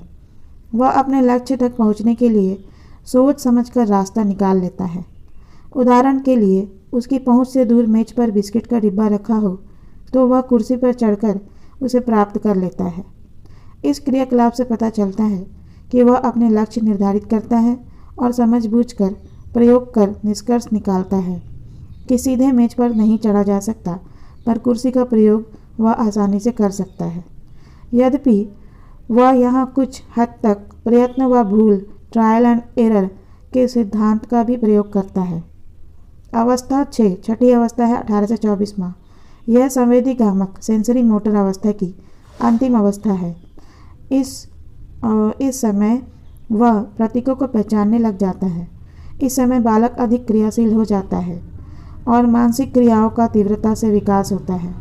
सोच तर्क व कल्पना का विकास होना शुरू हो जाता है। 2 वर्ष तक पहुँचते पहुँचते बालक नई नई परिस्थितियों की कल्पना करता है और उनसे अपने स्तर पर समायोजन की स्थापित करता है। उदाहरण के लिए बालक खेलते समय अपने आप को ट्रक या कार का ड्राइवर समझता है और चक्का घुमाते हुए ड्राइविंग व्हील गाड़ी की तरह टेढ़ा मेढ़ा दौड़ता है। वह किसी से टकराने पर एक्सीडेंट होना मानता है, फिर चोट लगने का अभिनय भी करता है। यह सब उसकी विभिन्न परिस्थितियों के बारे में समझ व कल्पना को दर्शाता है। टेलीविज़न पर विज्ञापन की धुन बजते ही वस्तु का नाम बोल देता है। इस अवस्था में वह अधिक उद्देश्यपूर्ण क्रियाएं करता है। पूर्व सक्रियात्मक अवस्था 2 से 7 वर्ष। इस अवस्था में बालक वातावरण से लगातार सामंजस्य स्थापित करने के लिए नए नए अनुभव ग्रहण करता है। वह इन अनुभवों के आधार पर उसके मस्तिष्क में छवि बनने लगती है। वह उन्हें प्रतीकों के रूप में ग्रहण करता है। उसके सोचने की क्षमता का विकास होता है। वह एक घटना का दूसरी घटना से संबंध बनाने लगता है। इसी प्रकार प्रतीकों को दिन प्रतिदिन की घटनाओं से जोड़ने लगता है। वह उनके अर्थों को समझने लगता है। जोड़ का चिन्ह देखकर डॉक्टर या अस्पताल समझ जाता है। बालक अधिक कल्पनाशील होते हैं और दूसरे लोगों की नकल करने लगता है। लड़कियां खिलौने के बर्तनों में खाना बनाकर परोसती है, जैसे माँ करती है। लड़के डंडे को तलवार बनाकर राजा बन बैठते हैं। माँ को साड़ी बदलते देख समझ जाते हैं कि वह बाहर जा रही है। बालिका कुर्सी पर बैठकर शिक्षिका बन बैठती है। इस अवस्था में बालक आत्मकेंद्रित सेल्फ सेंटर्ड होता है। वह यथार्थवादी कम कल्पनाशील अधिक होता है। वह आकार से बाहर का अनुमान लगाता है। सृजनशीलता इस अवस्था में अधिक दिखाई देती है। मूर्त सक्रियात्मक अवस्था 7 से 11 वर्ष। अब बालक 7 से 11 वर्ष की आयु में बालक जो है अधिक समझदार और दुनियादार हो जाता है। वह कल्पना व सच में अंतर सीख जाते हैं। संबंधों को जानने लगते हैं, उनकी तर्क शक्ति व निर्णय लेने की क्षमता का विकास होने लगता है। उनमें विश्लेषण करने की क्षमता आ जाती है। उसकी सोच यथार्थवादी व सटीक होने लगती है। वह अपनी इन क्षमताओं का प्रयोग साथियों व समूह के क्रियाकलापों में करता है। विद्यालय में वह पठन पाठन में भी इनका प्रयोग करता है। घर परिवार में कोई कार्यक्रम होने पर वह योजनाओं में अपनी समझ अनुसार सहयोग देने लगता है। विद्यालय में एवं परिवार में भी किसी नई परिस्थिति के आने पर वह तर्कपूर्ण व्यवहार करने लगता है। विद्यालय में अगर कोई उसे जिम्मेवारी दी जाती है तो वह योजना बनाकर कार्यान्वित करता है। हाँ, मार्गदर्शन की अभी भी उसे आवश्यकता पड़ती है। अमूर्त सक्रियात्मक अवस्था 11 से 16 वर्ष। यह 11 से 16 वर्ष की अवस्था है। इसमें बच्चा किसी भी विषय के बारे में सोचकर तर्कपूर्ण विश्लेषण कर सकने की स्थिति में होता है। वह पूर्व अनुभव, कल्पना, तर्क, दूरदृष्टि का प्रयोग कर उस विषय की बारीकियों का अध्ययन कर सकता है। क्योंकि इस अवस्था में बालक की बुद्धि, बोध, तर्क, निर्णय क्षमता, कल्पना आदि मानसिक योग्यताओं का पूर्ण विकास हो जाता है। बालक अपने व दूसरों के अनुभवों का लाभ उठा सकता है। वह प्रतीकों, पहेलियों, उपमाओं, कविताओं आदि के छुपे अर्थों को भी समझने लगता है। बालक के ज्ञानात्मक विकास का अवलोकन। Step by step view of cognitive development. जन्म से लेकर शिशु वातावरण से संवेदनाएं ग्रहण करता है और उनका प्रत्युत्तर भी देता है। उसकी समझ विकसित होती है। मानसिक प्रक्रियाएं तीव्रता से विकसित होती है। शुरू में खजासी, चौंकना, वस्तुओं को पकड़ना जैसी रिफ्लेक्स प्रक्रियाएं होती है। सोचना, कल्पना, स्मृति आदि मानसिक प्रक्रियाएं विकसित होने लगती है। ज्ञानात्मक विकास में समानता और अंतर में भेद समझने लगता है। 1 से 4 माह में शिशु माँ के वक्ष व उदर में भेद समझने लगता है। माँ की गोद में आते ही शिशु चुप हो जाता है। 4 से 8 माह में आवाज़ें निकालता है। गरगल व कुकू जैसी आवाज़ निकालता है। वस्तु को गिराता है, उनकी आवाज़ सुनकर खुश होता है। बार बार वस्तुओं को गिराता है, उसे उठाकर देने पर फिर गिराता है। माँ के चेहरा आंचल में छुपाने पर साड़ी हटाकर खुश होता है। एक तरह से छिपी वस्तु को सामने पाकर प्रसन्न होता है। वस्तुओं जैसे ग्लास, कटोरी आदि को ज़मीन पर घिसता है और आवाज़ से खुश होता है। 8 से 12 माह का शिशु, ये क्रियाएं लक्ष्य पर आधारित होने लगती है। इनकी 8 से 12 माह के शिशु की क्रियाएं लक्ष्य पर आधारित होने लगती है। यह समय ऑब्जेक्ट परमानेंस का विकास शुरू होता है। यह वह प्रक्रिया है जिसमें वस्तु के सामने से हटने पर भी यह समझ रहती है कि उस वस्तु का अस्तित्व है। शिशु को खिलौना दिखाने पर हटा लेने पर वह उसे खोजता है। माँ के सोफे के पीछे छुपने पर खोजता है, परंतु अगर अगली बार छुपने की जगह बदल दी जाए तो भी वह पुरानी जगह ही ढूंढता है। इसे AB सर्च एरर कहते हैं। A पहली जगह और B दूसरी जगह को पहचानने में वह गलती करता है। स्मृति व अवलोकन गुणों का विकास होता है। वह कई परिस्थितियों को समझने लगता है। जब माँ कपड़े बदलती है और जब वह समझ जाता है वह कहीं बाहर जा रही है तो वह हाथ ऊपर उठाकर गोद आने की जिद करता है। शिशु अपने पिता को 2 महीने के बाद भी पहचान सकता है। अपने लक्ष्य की प्राप्ति में व्यवधान हटा सकता है, जैसे गुब्बारे तक पहुंचने में रास्ते में पड़ा डिब्बे को धक्का दे सकता है। 12 से 18 माह का शिशु बहुत जिज्ञासु हो जाता है। उसकी सोच व विश्लेषण का गुण बढ़ने लगता है। वह तर्क भी करने लगता है। इस अवस्था को एडवांस ऑब्जेक्ट परमानेंस अवस्था भी कहते हैं। माँ के छुपने पर वह उसे कई जगह होने की सोच सकता है। इसीलिए वह पर्दे के पीछे, पलंग के नीचे व सोफा के पीछे ढूंढने की कोशिश करता है। शिशु डिब्बे तक पहुँचने के लिए पास में रखे फर्नीचर का लाभ उठा सकता है। उस पर खड़ा होकर वह वहाँ तक पहुँच जाता है। प्रयत्न व भूल के सिद्धांत से वह सीखता है। विभिन्न आवाज़ें पहचानने लगता है। चीज़ों के टूटने पर हैरान होता है। 18 माह से 2 वर्ष का बच्चा शिशु जो होता है उनमें अंतर्दृष्टि व बुद्धि का विकास तीव्रता से होता है। शिशु सोचने और तर्क करने लगता है। उसमें स्मृति का विकास होता है। संगीत व ताल से प्रसन्न होता है। कल्पना का विकास होता है। कार्टून देखता है। चिन्हों आकारों खासकर गोल आकार को पहचानने लगता है। नकल उतारने लगता है। दूसरों की एक्टिंग करता है। अपने को ड्राइवर समझकर स्टीयरिंग घुमाते हुए खेलता है। कई बार वह घर के पालतू जानवरों की भी नकल करता है। इसको डेफर्ड इमिटेशन कहते हैं। किसी के व्यवहार को याद करके नकल करने की क्रिया को डेफर्ड इमिटेशन कहते हैं। ठीक है। 2 वर्ष से 3 वर्ष मानसिक विकास तेजी से होता है। वह कल्पनाशील खेल खेलता है। शुरू में वह एगोसेंट्रिक होता है और अपने बारे में ही सोचता है, पर वह दूसरों के प्रति जागरूक हो जाता है। वह माँ से गूंथा आटा लेकर चपाती बनाकर दूसरों को खिलाता है। पानी को चाय की तरह कल्पना करके छोटे रूप में दूसरों को देता है। वह सामाजिक हो जाता है। दूसरे बालकों के साथ घर घर, डॉक्टर पेशेंट और टीचर खेलता है। बालिकाएं माँ की व बालक पिता की नकल करते हैं। वे माता पिता के इनकार को समझने लगते हैं। भाई बहन के रोने पर चिंता करते हैं व घबराते हैं। बालक अपने तरीके से स्थिति को समझने लगता है। वह दूसरों के हाव भाव समझता है, अपने पूर्व अनुभव को याद करता है और उनका लाभ उठाता है। निर्णय लेने लगता है। कई प्रक्रियाओं को आपस में जोड़ने लगता है और उनका अर्थ निकालने लगता है। ईगोसेंट्रिज्म, वह सोचता है कि वह जैसा सोचता है वैसा ही सभी सोचते हैं। एनिमिस्ट सोच, वह सोचता है कि सभी वस्तुओं, जड़ या चेतन में एक से गुण होते हैं। तभी कुर्सी से चोट लगने पर जब माँ कुर्सी को झूठा डांटती है तो वह संतुष्ट हो जाता है।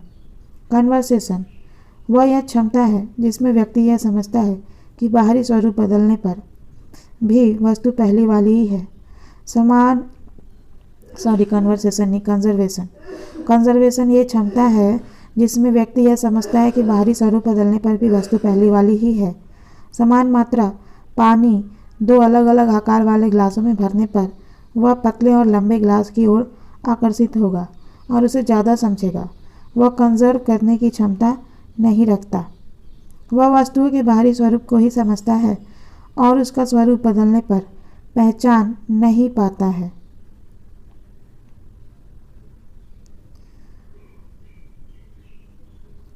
बालक जो है सेंट्रेशन में बालक परिस्थिति या किसी वस्तु के एक मुख्य आयाम को ही ध्यान दे पाता है, बाकी आयामों को एक साथ समझ नहीं पाता। किसी भी प्रक्रिया को उल्टा करके देखने की क्षमता, रिवर्सिबिलिटी, रिग्रेशन, यह वह नहीं समझ पाता कि प्रक्रिया के पहले स्तर पर पहुंचने पर भी प्रक्रिया या वस्तु वैसी ही रहेंगी। जैसे कागज़ की नाव बनाने पर वह खुश होता है, पर उसे खोलने पर वह शंकित हो जाता है कि क्या यह वही कागज़ है। ट्रांसडक्टिव तर्क क्षमता, ट्रांसडक्टिव रीजनिंग, बालक अक्सर 2 प्रक्रियाओं को कम समय के बीच या साथ साथ होती है तो उनको आपस में जोड़ लेता है। जैसे रात को चौकीदार की सीटी सुनकर वह समझता है कि सोने का समय है। हायरार्किकल विश्लेषण की कमी, लैक ऑफ हायरार्किकल क्लासिफिकेशन, इस अवस्था में बालक अपने खिलौनों को समूह और उप समूहों में नहीं बांट सकता। ज़्यादा से ज़्यादा वह एक रंग की वस्तुओं को अलग कर सकता है। 2 वर्ष में अनुकरण करने की क्षमता अधिक विकास हो जाता है। बालिका माँ की तरह सिर पर चुन्नी रखकर गुड़िया को दूध पिलाने से सुलाने तक का कार्य बिल्कुल अपनी माता का अनुकरण करके करती है। इस अवस्था में वह माँ के व्यवहार को याद करके अपनी स्मृति में रखती है। वह विभिन्न अवसरों पर उसके अनुकूल व्यवहार छाँट कर करती है। यहाँ वह तर्क का भी सहारा लेती है और विश्लेषण क्षमता का भी प्रयोग करती है। इस अवस्था में बालक परिस्थिति को देखकर उसका कारण समझते हैं। अपने से छोटे बालक को रोते देख वह माँ से पूछता है, भैया दूध, मतलब क्या वह भूखा है। यहाँ वह यह समझ जाता है कि रोने के पीछे कोई कारण होगा। माँ के गुस्से से भरे चेहरे को देख क्रिया करते करते रुक जाता है। वह अनुभव करता है कि अवश्य ही उसने माँ को क्रोधित करने का कार्य किया है, जो कि नहीं करना चाहिए था। पिता के मुंह छुपा कर रोने का अनिभय करने पर पिता के गले में बाहें डाल देता है और बिल्कुल वैसे प्यार करता है जैसे उसके चोट लगने पर पिता करता है। फिर दवाई लेने भी जाता है। इस उदाहरण से स्पष्ट है कि बालक अपने आसपास होने वाली घटनाओं को अपने दिमाग में संजो लेते हैं, उनका विश्लेषण करके उनके कारण, परिणाम, आपस के संबंधों को ग्रहण करते जाते हैं और इसी से उनके मस्तिष्क में विभिन्न वस्तुओं, व्यक्तियों, घटनाओं के बारे में प्रत्यय यानी कॉन्सेप्ट्स का निर्माण होता है। प्रत्यय एक ज्ञानात्मक संगठन है जिसके द्वारा बालक अपने वातावरण की वस्तुओं, व्यक्तियों, घटनाओं को आपस में जोड़ता है, उनकी भिन्नताओं व समानताओं को समझता है।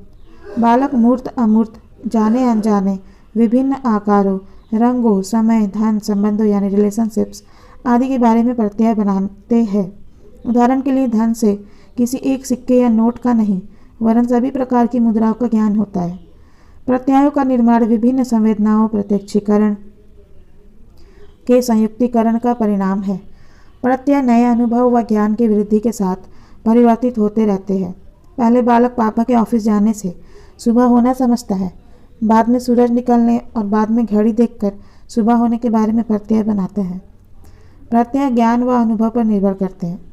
प्रतीक यानी सिंबल, जब किसी वस्तु, कार्य, विशेषता, प्रत्यय का प्रतिनिधित्व एक चिन्ह द्वारा किया जाता है तो उसे प्रतीक कहते हैं। जैसे प्लस का निशान देखकर किसी डॉक्टर या अस्पताल के पास में होने का संकेत, ठीक है, होने का संकेत है। और एरो का प्रतीक दिशा ज्ञान कराता है।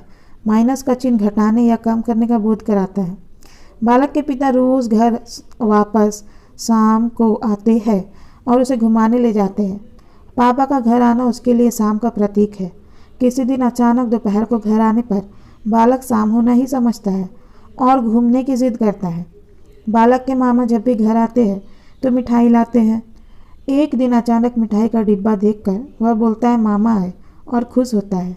यहाँ मिठाई का डिब्बा बालक के लिए मामा का प्रतीक है।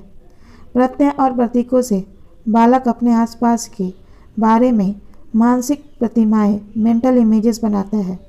जैसे जैसे वह मानसिक व शारीरिक रूप से परिपक्व होता जाता है, उसका बोध व बुद्धि विकास होता जाता है। उसमें वातावरण को समझने की शक्ति में वृद्धि होती है जाती है और वह सही प्रत्यय और प्रतीकों का निर्माण करता जाता है। इसी पर उसका मानसिक विकास निर्भर करता है।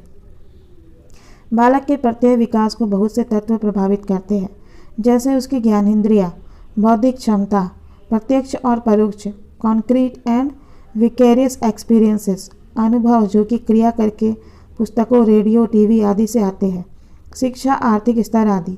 बालकों की बोधन क्रिया और मानसिक विकास में सहायक तत्व मुख्य रूप से उसके क्रियात्मक अनुभव, सेंसरी एक्सप्लोरेशन, क्रियात्मक हस्त व्यापार, मोटर मैनिपुलेशन, जिज्ञासु प्रवृत्ति, क्यूरियोसिटी और अवलोकन, ऑब्जर्वेशन, संबंधों का बोध, अंडरस्टैंडिंग ऑफ रिलेशंस, प्रशिक्षण यानी ट्रेनिंग आदि है।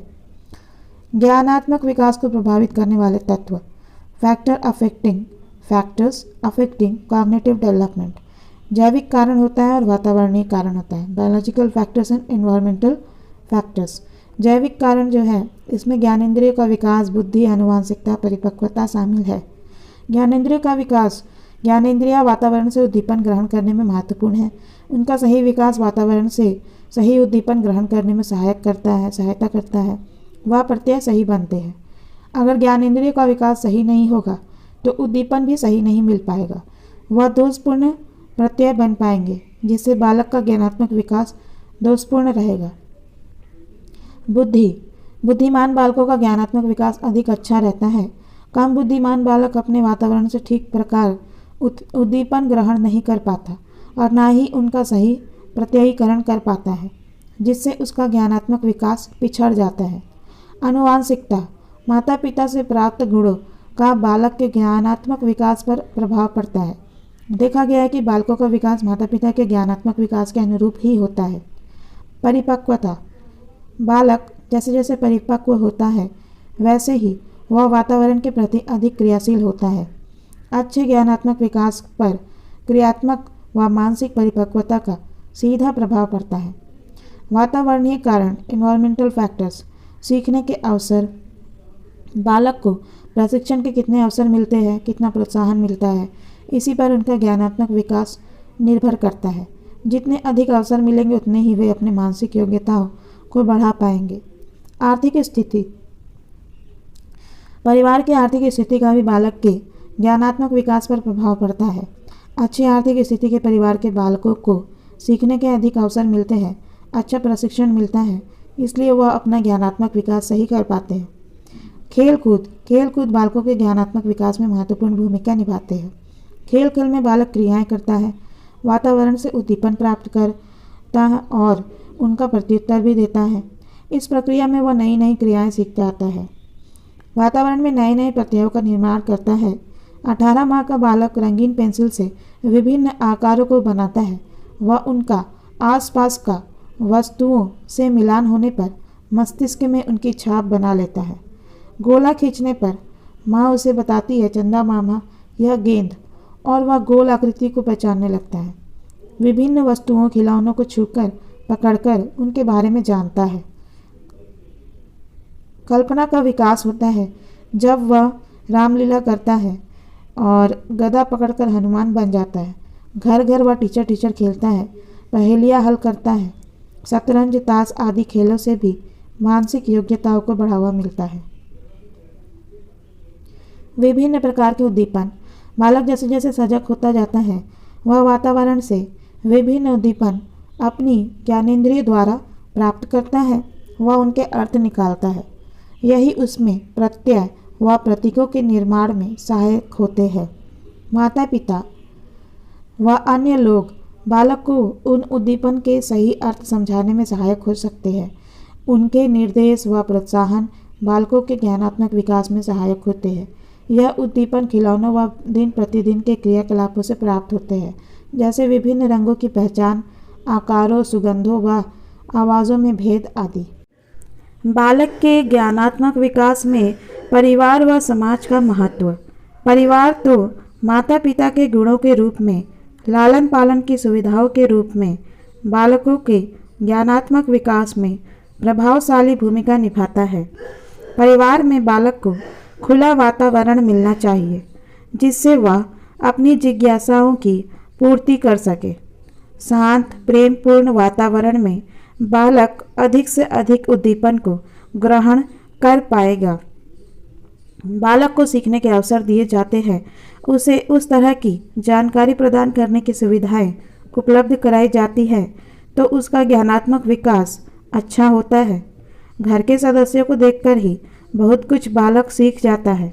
अच्छी आदतें, व्यवहार वह बड़ों का अनुकरण करके ही सीख जाता है। भाषा का विकास भी परिवार के सदस्यों के सहयोग से ही होता है। यदि परिवार के सदस्य, समाज के सदस्य अपने बालकों को उनकी मानसिक क्षमताओं को बढ़ाने वाला वातावरण प्रदान करेंगे तो वह धनात्मक ज्ञानात्मक योग्यता विकसित करेंगे। अच्छी पुस्तकालय, खेल कूद का सामान, स्वस्थ मनोरंजन बालकों के ज्ञानात्मक विकास के लिए बहुत महत्वपूर्ण है। ज्ञानात्मक विकास में खेलों का महत्व। Importance of play in cognitive development. विकास के अन्य पहलुओं की तरह ज्ञानात्मक विकास पर भी खेल कूद का अत्यधिक प्रभाव पड़ता है। खेल में वह अपने वातावरण से क्रियाएं करता है। वह ज्ञानेंद्रियों द्वारा उद्दीपन प्राप्त करता है। उनका प्रत्युत्तर देते देते नई क्रियाएं सीखता है। इस क्रिया में वह नए प्रत्ययों का निर्माण करता है, उनके अर्थ ग्रहण करता है। 1 वर्ष का बालक खेल में खिलौनों को छूकर, सूंघकर उनको जानने की कोशिश करता है। बड़ों को देखकर भगवान की तस्वीर को नमस्कार करने लगता है। 1.5 वर्ष का बालक पेंसिल हाथ में आने पर लकीरें खींचता है। इन रेखाओं को वह मस्तिष्क में आसपास की वस्तुओं से मिलाता है। 1.5 वर्ष का बालक पुस्तक के पन्ने पलटता है और गेंद की आकृति देखकर पहचानता है। हवाई जहाज की तस्वीर देखकर आसमान की तरफ अंगुली उठा देता है। वह अपने शारीरिक अवयवों जैसे कि आँख, नाक, दांत, हाथ, पैर आदि पूछने पर बताता है। पालतू जानवरों की बोली की नकल कर लेता है। जैसे पूछने पर कि कुत्ता कैसे बोलता है, वह भौ भौ बोलकर दिखाता है। वह खेलते खेलते बिल्ली की म्याऊं चिड़िया की चहचहाट आदि से विभिन्न जानवरों व उनकी बोलियां पहचानने लगता है। 2 से 4 वर्ष के बालक अनुकरण के खेल सीखते हैं। माँ अध्यापक नाटक रामलीला के पात्रों का अनुकरण कर उनके गुणों को अनजाने में ही आत्मसात कर लेता है। अध्यापक बनकर अन्य बालकों को गिनती सिखाता है, वर्णमाला सिखाता है, वह उनको चुप बैठने को कहता है। इस प्रकार खेल खेल में बहुत कुछ स्वयं भी सीखता है। बालकों का भाषा विकास भी खेल खेल में अधिक तेजी से होता है। उसे खेलने के लिए जितनी नवीन वस्तुएं प्राप्त होती है उतना ही उसका ज्ञान बढ़ता है। वह खिलौनों के अतिरिक्त वे अन्य वस्तुएं जैसे मिट्टी, रेत, पानी, पत्थर, पौधे आदि भी उसके खेलों का भाग बनते हैं। इनसे वह प्राकृतिक चीज़ों का अनुभव प्राप्त करता है। बालक वर्षा में नहाते हैं, उसमें नाव तैराते हैं। वो जानते हैं कि कागज़ तैरता है और पत्थर पानी में फेंकने पर तरंगें उत्पन्न होती है और वह डूब जाता है। वह प्रश्न पूछता है, तब उसे इसके बारे में ज्ञान दिया जा सकता है। खेलों द्वारा बालक सृजनात्मकता का विकास करते हैं। वह मिट्टी के खिलौने बनाते हैं, चित्रकारी करते हैं, माचिस के डिब्बियों से रेलगाड़ी बनाते हैं, कागज़ के खिलौने बनाते हैं, ब्लॉक्स आदि से वह नई नई वस्तुएं बनाते हैं। रंगों व विभिन्न आकारों के बारे में जानते हैं। जैसे जैसे वह बड़े होते हैं उनके खेल मुश्किल व जटिल ज्ञानात्मक प्रक्रियाओं का समावेश करते हैं। वह व्यापार, ताश, शतरंज जैसे खेल भी खेलते हैं जो उनकी कल्पना, दूरदृष्टि, निर्णय, तर्क आदि क्षमताओं का विकास करते हैं। खेल बालक के ज्ञानात्मक विकास के लिए बहुत महत्वपूर्ण है। जितना खेलने से अवसर व जिस प्रकार के संसाधन उपलब्ध होते हैं उसी प्रकार का ज्ञानात्मक विकास बालक का होता है। भाषा का विकास, लैंग्वेज डेवलपमेंट। मनुष्य एक सामाजिक प्राणी है। समाज में एक दूसरे के विचारों का आदान प्रदान करने के लिए भाषा ही एक सशक्त माध्यम है। भाषा के द्वारा ही हम इच्छाओं, विचारों व भावनाओं को दूसरे तक पहुंचा सकते हैं और दूसरों के विचारों को समझ सकते हैं। भाषा चेहरे के भाव, फेशियल गेस्चर और संकेत, साइंस और लिखित रिटन रूप में भी प्रकट की जाती है। जन्म के पश्चात जैसे जैसे बालक बड़ा होता है अपने वातावरण से समायोजन यानी एडजस्टमेंट करने के लिए भाषा का माध्यम अपनाने लगता है। शिशु के भाषा विकास को हम विभिन्न अवस्थाओं स्टेजेस में बांट सकते हैं। भाषा की तैयारी की अवस्था, प्री लिंग्विस्टिक स्टेज। यह अवस्था भाषा विकास की प्रारंभिक अवस्था है। यह अवस्था 13-14 महीने की अवस्था है। इसमें बालक के रोने, तुतलाने, अंग विक्षेप आदि प्रक्रियाएं शामिल है जो इस प्रकार है। रोना, चिल्लाना, क्राइंग। ये जन्म के बाद शिशु 1 महीने तक सिर्फ रोना जानता है। अपनी हर आवश्यकता के लिए वह रोता है। यह एक सहज क्रिया, रिफ्लेक्स एक्शन है। रोने के साथ साथ दैहिक क्रियाएं भी होती है, जैसे मुंह लाल हो जाना, नाड़ी की गति बढ़ जाना, मुठ्ठियाँ भींच जाना।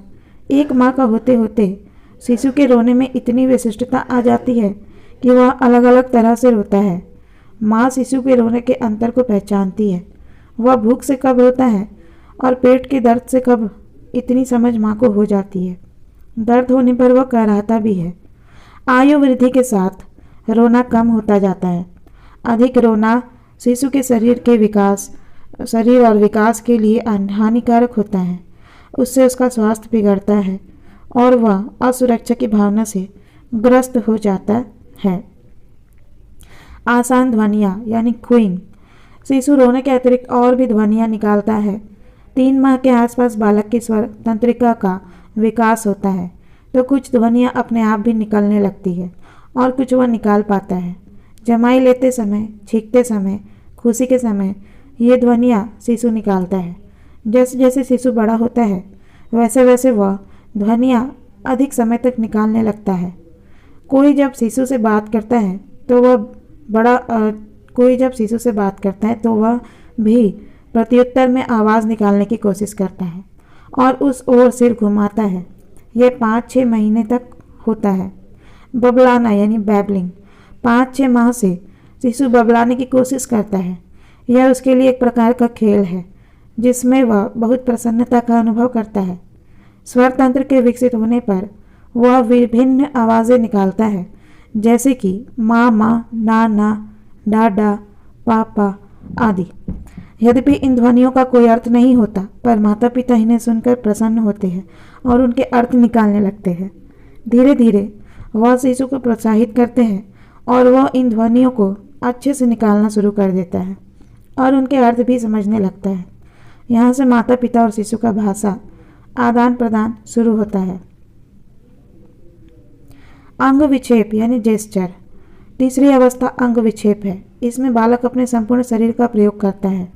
हाथ, पैर, मुंह, शरीर सभी का उपयोग बालक अपनी बात समझाने के लिए करता है। बड़े लोग जब शिशु से बात करते हैं तो भाषा के पूरक के रूप में अंग विक्षेप का प्रयोग करते हैं, पर बालक अपनी बात हाव भाव द्वारा बता देते हैं। जैसे गोद में आने के लिए हाथ फैला देना, दूध मिलने में देरी होने पर गुस्से से बोतल को हाथ से परे कर देना, माँ को देखकर मुस्कुराना और हाथ पैर हिलाना आदि। जैसे जैसे वह शब्दों का प्रयोग सीखता जाता है, संकेतों का प्रयोग कम होता जाता है। भाषा की अवस्था लिंग्विस्टिक स्टेज। अगली अवस्था में कई मुख्य पड़ाव है। 9 या 10 माह के बालक बोलने की तैयारी करने लगता है। यह शुरुआत होती है। आकलन शक्ति कॉम्प्रिहेंशन। आकलन शक्ति का अर्थ उस योग्यता से है जिससे वह दूसरों की क्रियाओं तथा भाव भंगिमाओं को समझ लेता है। बालक अभी बोल नहीं पाता, पर भाषा को काफ़ी समझ लेता है। 6 माह का बालक ना को समझने लगता है। किसी बिजली के स्विच को छूने पर जब माँ ना कहती है तो वह रुक जाता है। माँ के आओ कहने पर अपने को उसकी ओर धकेलने लगता है। 8-10 माह का बालक बड़ों के काफ़ी निर्देश समझने लगता है। वह बड़ों के क्रोध, प्रसन्नता और भय को समझकर वैसा ही प्रत्युत्तर देने लगता है। उसके चेहरे के भाव भी वैसे ही हो जाते हैं। शब्दावली यानी वोकैबुलरी। जैसे जैसे बालक की आयु बढ़ती है वैसे वैसे उसके शब्दों का कोष बढ़ता है। बालक की शब्दावली 2 तरह की होती है, सामान्य शब्दावली और विशिष्ट शब्दावली। सामान्य शब्दावली वह होती है जिनका प्रयोग आमतौर पर अनेक परिस्थितियों में किया जाता है, जैसे अच्छा, बुरा, सुंदर, खाना, जाना, दादा, नाना आदि। वह उन शब्दों को पहले ग्रहण करता है जो उसके लिए उपयोगी होते हैं। पहले बालक संज्ञा शब्द सीख जाता है, बहुत बाद में सर्वनाम सीखता है। अधिकतर शुरू में वह वे शब्द सीखता है जिनमें ध्वनियों की आवृत्ति होती है, जैसे पापा, मामा आदि। 18 माह का शिशु विशेषण शब्द सीखता है, अच्छा, सिंधु, सुंदर, गंदा आदि। 2 वर्ष तक वह क्रियाओं और सर्वनाम भी सीखने लगता है। वह 200 से 300 शब्द सीख जाता है। अधिकतर वह मैं शब्द का इस्तेमाल करता है। विशिष्ट शब्दावली। 3 वर्ष का बालक विशिष्ट शब्दावली सीखने लगता है, जैसे विभिन्न अंगों के नाम, फूलों के नाम, मुद्राओं यानी कॉइन्स के नाम आदि। किशोर तो गुप्त भाषाओं का प्रयोग भी करने लगते हैं। वाक्य प्रयोग सेंटेंस मेकिंग। 18 महीने का बालक 2 शब्दों को छोड़कर अपनी बात स्पष्ट कर लेता है। यही उसका पहला वाक्य है, जैसे मम्मा दूध, पापा ऑफिस, भैया टॉफ़ी आदि। 3 वर्ष का बालक कुछ बड़े वाक्य बनाने लगता है। 4 वर्ष में बालक करीब 6 से 7 शब्दों का वाक्य बनाता है और कुछ व्याकरण भी सही समझता है। बुद्धिमान बालक सही व लंबे वाक्य बना पाते हैं। उच्चारण यानी प्रोनाउंसिएशन। आरंभ में बालक का उच्चारण अस्पष्ट होता है, धीरे धीरे उसका बोल साफ हो जाता है। 3 वर्ष का होते होते उसका उच्चारण सही हो जाता है। भाषा के विकास में वैयक्तिक भिन्नता इंडिविजुअल डिफरेंस पाई जाती है। भाषा अनुकरण इमिटेशन द्वारा सीखी जाती है। बालक के साथ बातचीत करने वाले जैसा उच्चारण करते हैं, बालक भी वैसा ही अनुकरण करके सीख जाते हैं। प्रायः माता पिता बालक से खुद गलत उच्चारण से बोलते हैं, जिससे बालक भी वैसा ही उच्चारण सीख जाते हैं। वह शब्दों को फेरबदल कर बोलते हैं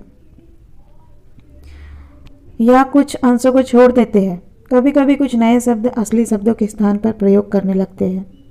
बालकों के मुंह से उन्हें सुनना अच्छा लगता है, इसलिए उनसे ऐसा बुलवाया जाता है, जैसे दरवाजे के स्थान पर दाजा, बाजार के स्थान पर बजी आदि। शब्दों का फेरबदल, जैसे अखबार के स्थान पर अफखार, चाकू के स्थान पर काचू, पानी के लिए नया शब्द मम मम, पेशाब के लिए सूसू आदि। 3 वर्ष का होते होते इन आदतों को हटवा देना चाहिए, नहीं तो वह कभी भी अपने उच्चारण को ठीक नहीं कर पाएगा। भाषा विकास को प्रभावित करने वाले तत्व, factors influencing physical language development. शारीरिक रचना, बालकों के शारीरिक अंग जो बोलने से संबंधित है, वे अगर सही समय से परिपक्व हो जाते हैं और ठीक कार्य करते हैं तो बालक का भाषा विकास जल्दी और ठीक प्रकार से होता है। स्वर तंत्र में कोई खराबी होने से भाषा का विकास नहीं हो पाता। स्वास्थ्य, जो बालक स्वस्थ व निरोग होते हैं उनका विकास भी तीव्र गति से होता है। रोगी बालक का भाषा विकास भी अवरुद्ध हो जाता है। बुद्धि, बौद्धिक स्तर का बालक के भाषा विकास पर सीधा प्रभाव पड़ता है। बुद्धिमान बालक की आकलन शक्ति अधिक होती है, वह भाषा को अच्छा सीख पाते हैं, वह व्याकरण की गलतियां भी कम करते हैं। लिंग भेद, सेक्स डिफरेंस, बालकों की अपेक्षा बालिकाएं भाषा जल्दी सीखती है और उनके वाक्य भी लंबे होते हैं। उनका शब्द उच्चारण बालकों से अच्छा होता है। परिवार यानी फैमिली, परिवार के लोग किस प्रकार की भाषा बोलते हैं, बालक के साथ कितना संपर्क रखते हैं, वह उसको कितना बोलने के लिए प्रोत्साहित करते हैं, इन सभी बातों का बालक के भाषा विकास पर प्रभाव पड़ता है। परिवार में सदस्य अधिक है तो आपस में संपर्क भी अधिक होगा। अगर परिवार एकल और माँ बाप कार्यरत है तो बालक के साथ बोलने के अवसर कम आएंगे। ऐसे परिवारों के बालक भाषा देर से सीखते हैं, वह उनकी शब्दावली भी कम ही होती है। संयुक्त परिवारों में बालक जल्दी और सही बोलना सीख जाते हैं। आर्थिक स्थिति, इकोनॉमिक स्टेटस, देखा गया है कि उच्च वर्गीय परिवारों के बच्चों का भाषा विकास अच्छा होता है, उन्हें सीखने के बेहतर अवसर प्राप्त होते हैं। जिन बालकों को अच्छा वातावरण, स्कूल व शिक्षक मिलते हैं, जिन बालकों को अच्छा वातावरण, स्कूल व शिक्षक उपलब्ध होते हैं, वे बालक जल्दी, शुद्ध व अधिक बोलते हैं। उनकी भाषा के शब्दों का चयन भी उत्तम होता है। संवेगात्मक विकास, संवेगात्मक स्थिरता, इमोशनल स्टेबिलिटी, जिन बालकों को तनाव में रहना पड़ता है वो सहम जाते हैं और उनका भाषा विकास पिछड़ जाता है। वे डर की वजह से कम बोलते हैं, कई बार उनमें भाषा दोष, डिसऑर्डर्स भी आ जाते हैं। तो ये हो गया चैप्टर ख़त्म। वीडियो अच्छा लगा, जानकारी अच्छी लगी तो इसे लाइक करिएगा, इसे अपने स्टडी ग्रुप एंड क्लासमेट से शेयर कर दीजिएगा और इसका PDF यदि चाहिए तो टेलीग्राम पे ज्वाइन कर लीजिएगा। And thank you viewers for watching this video.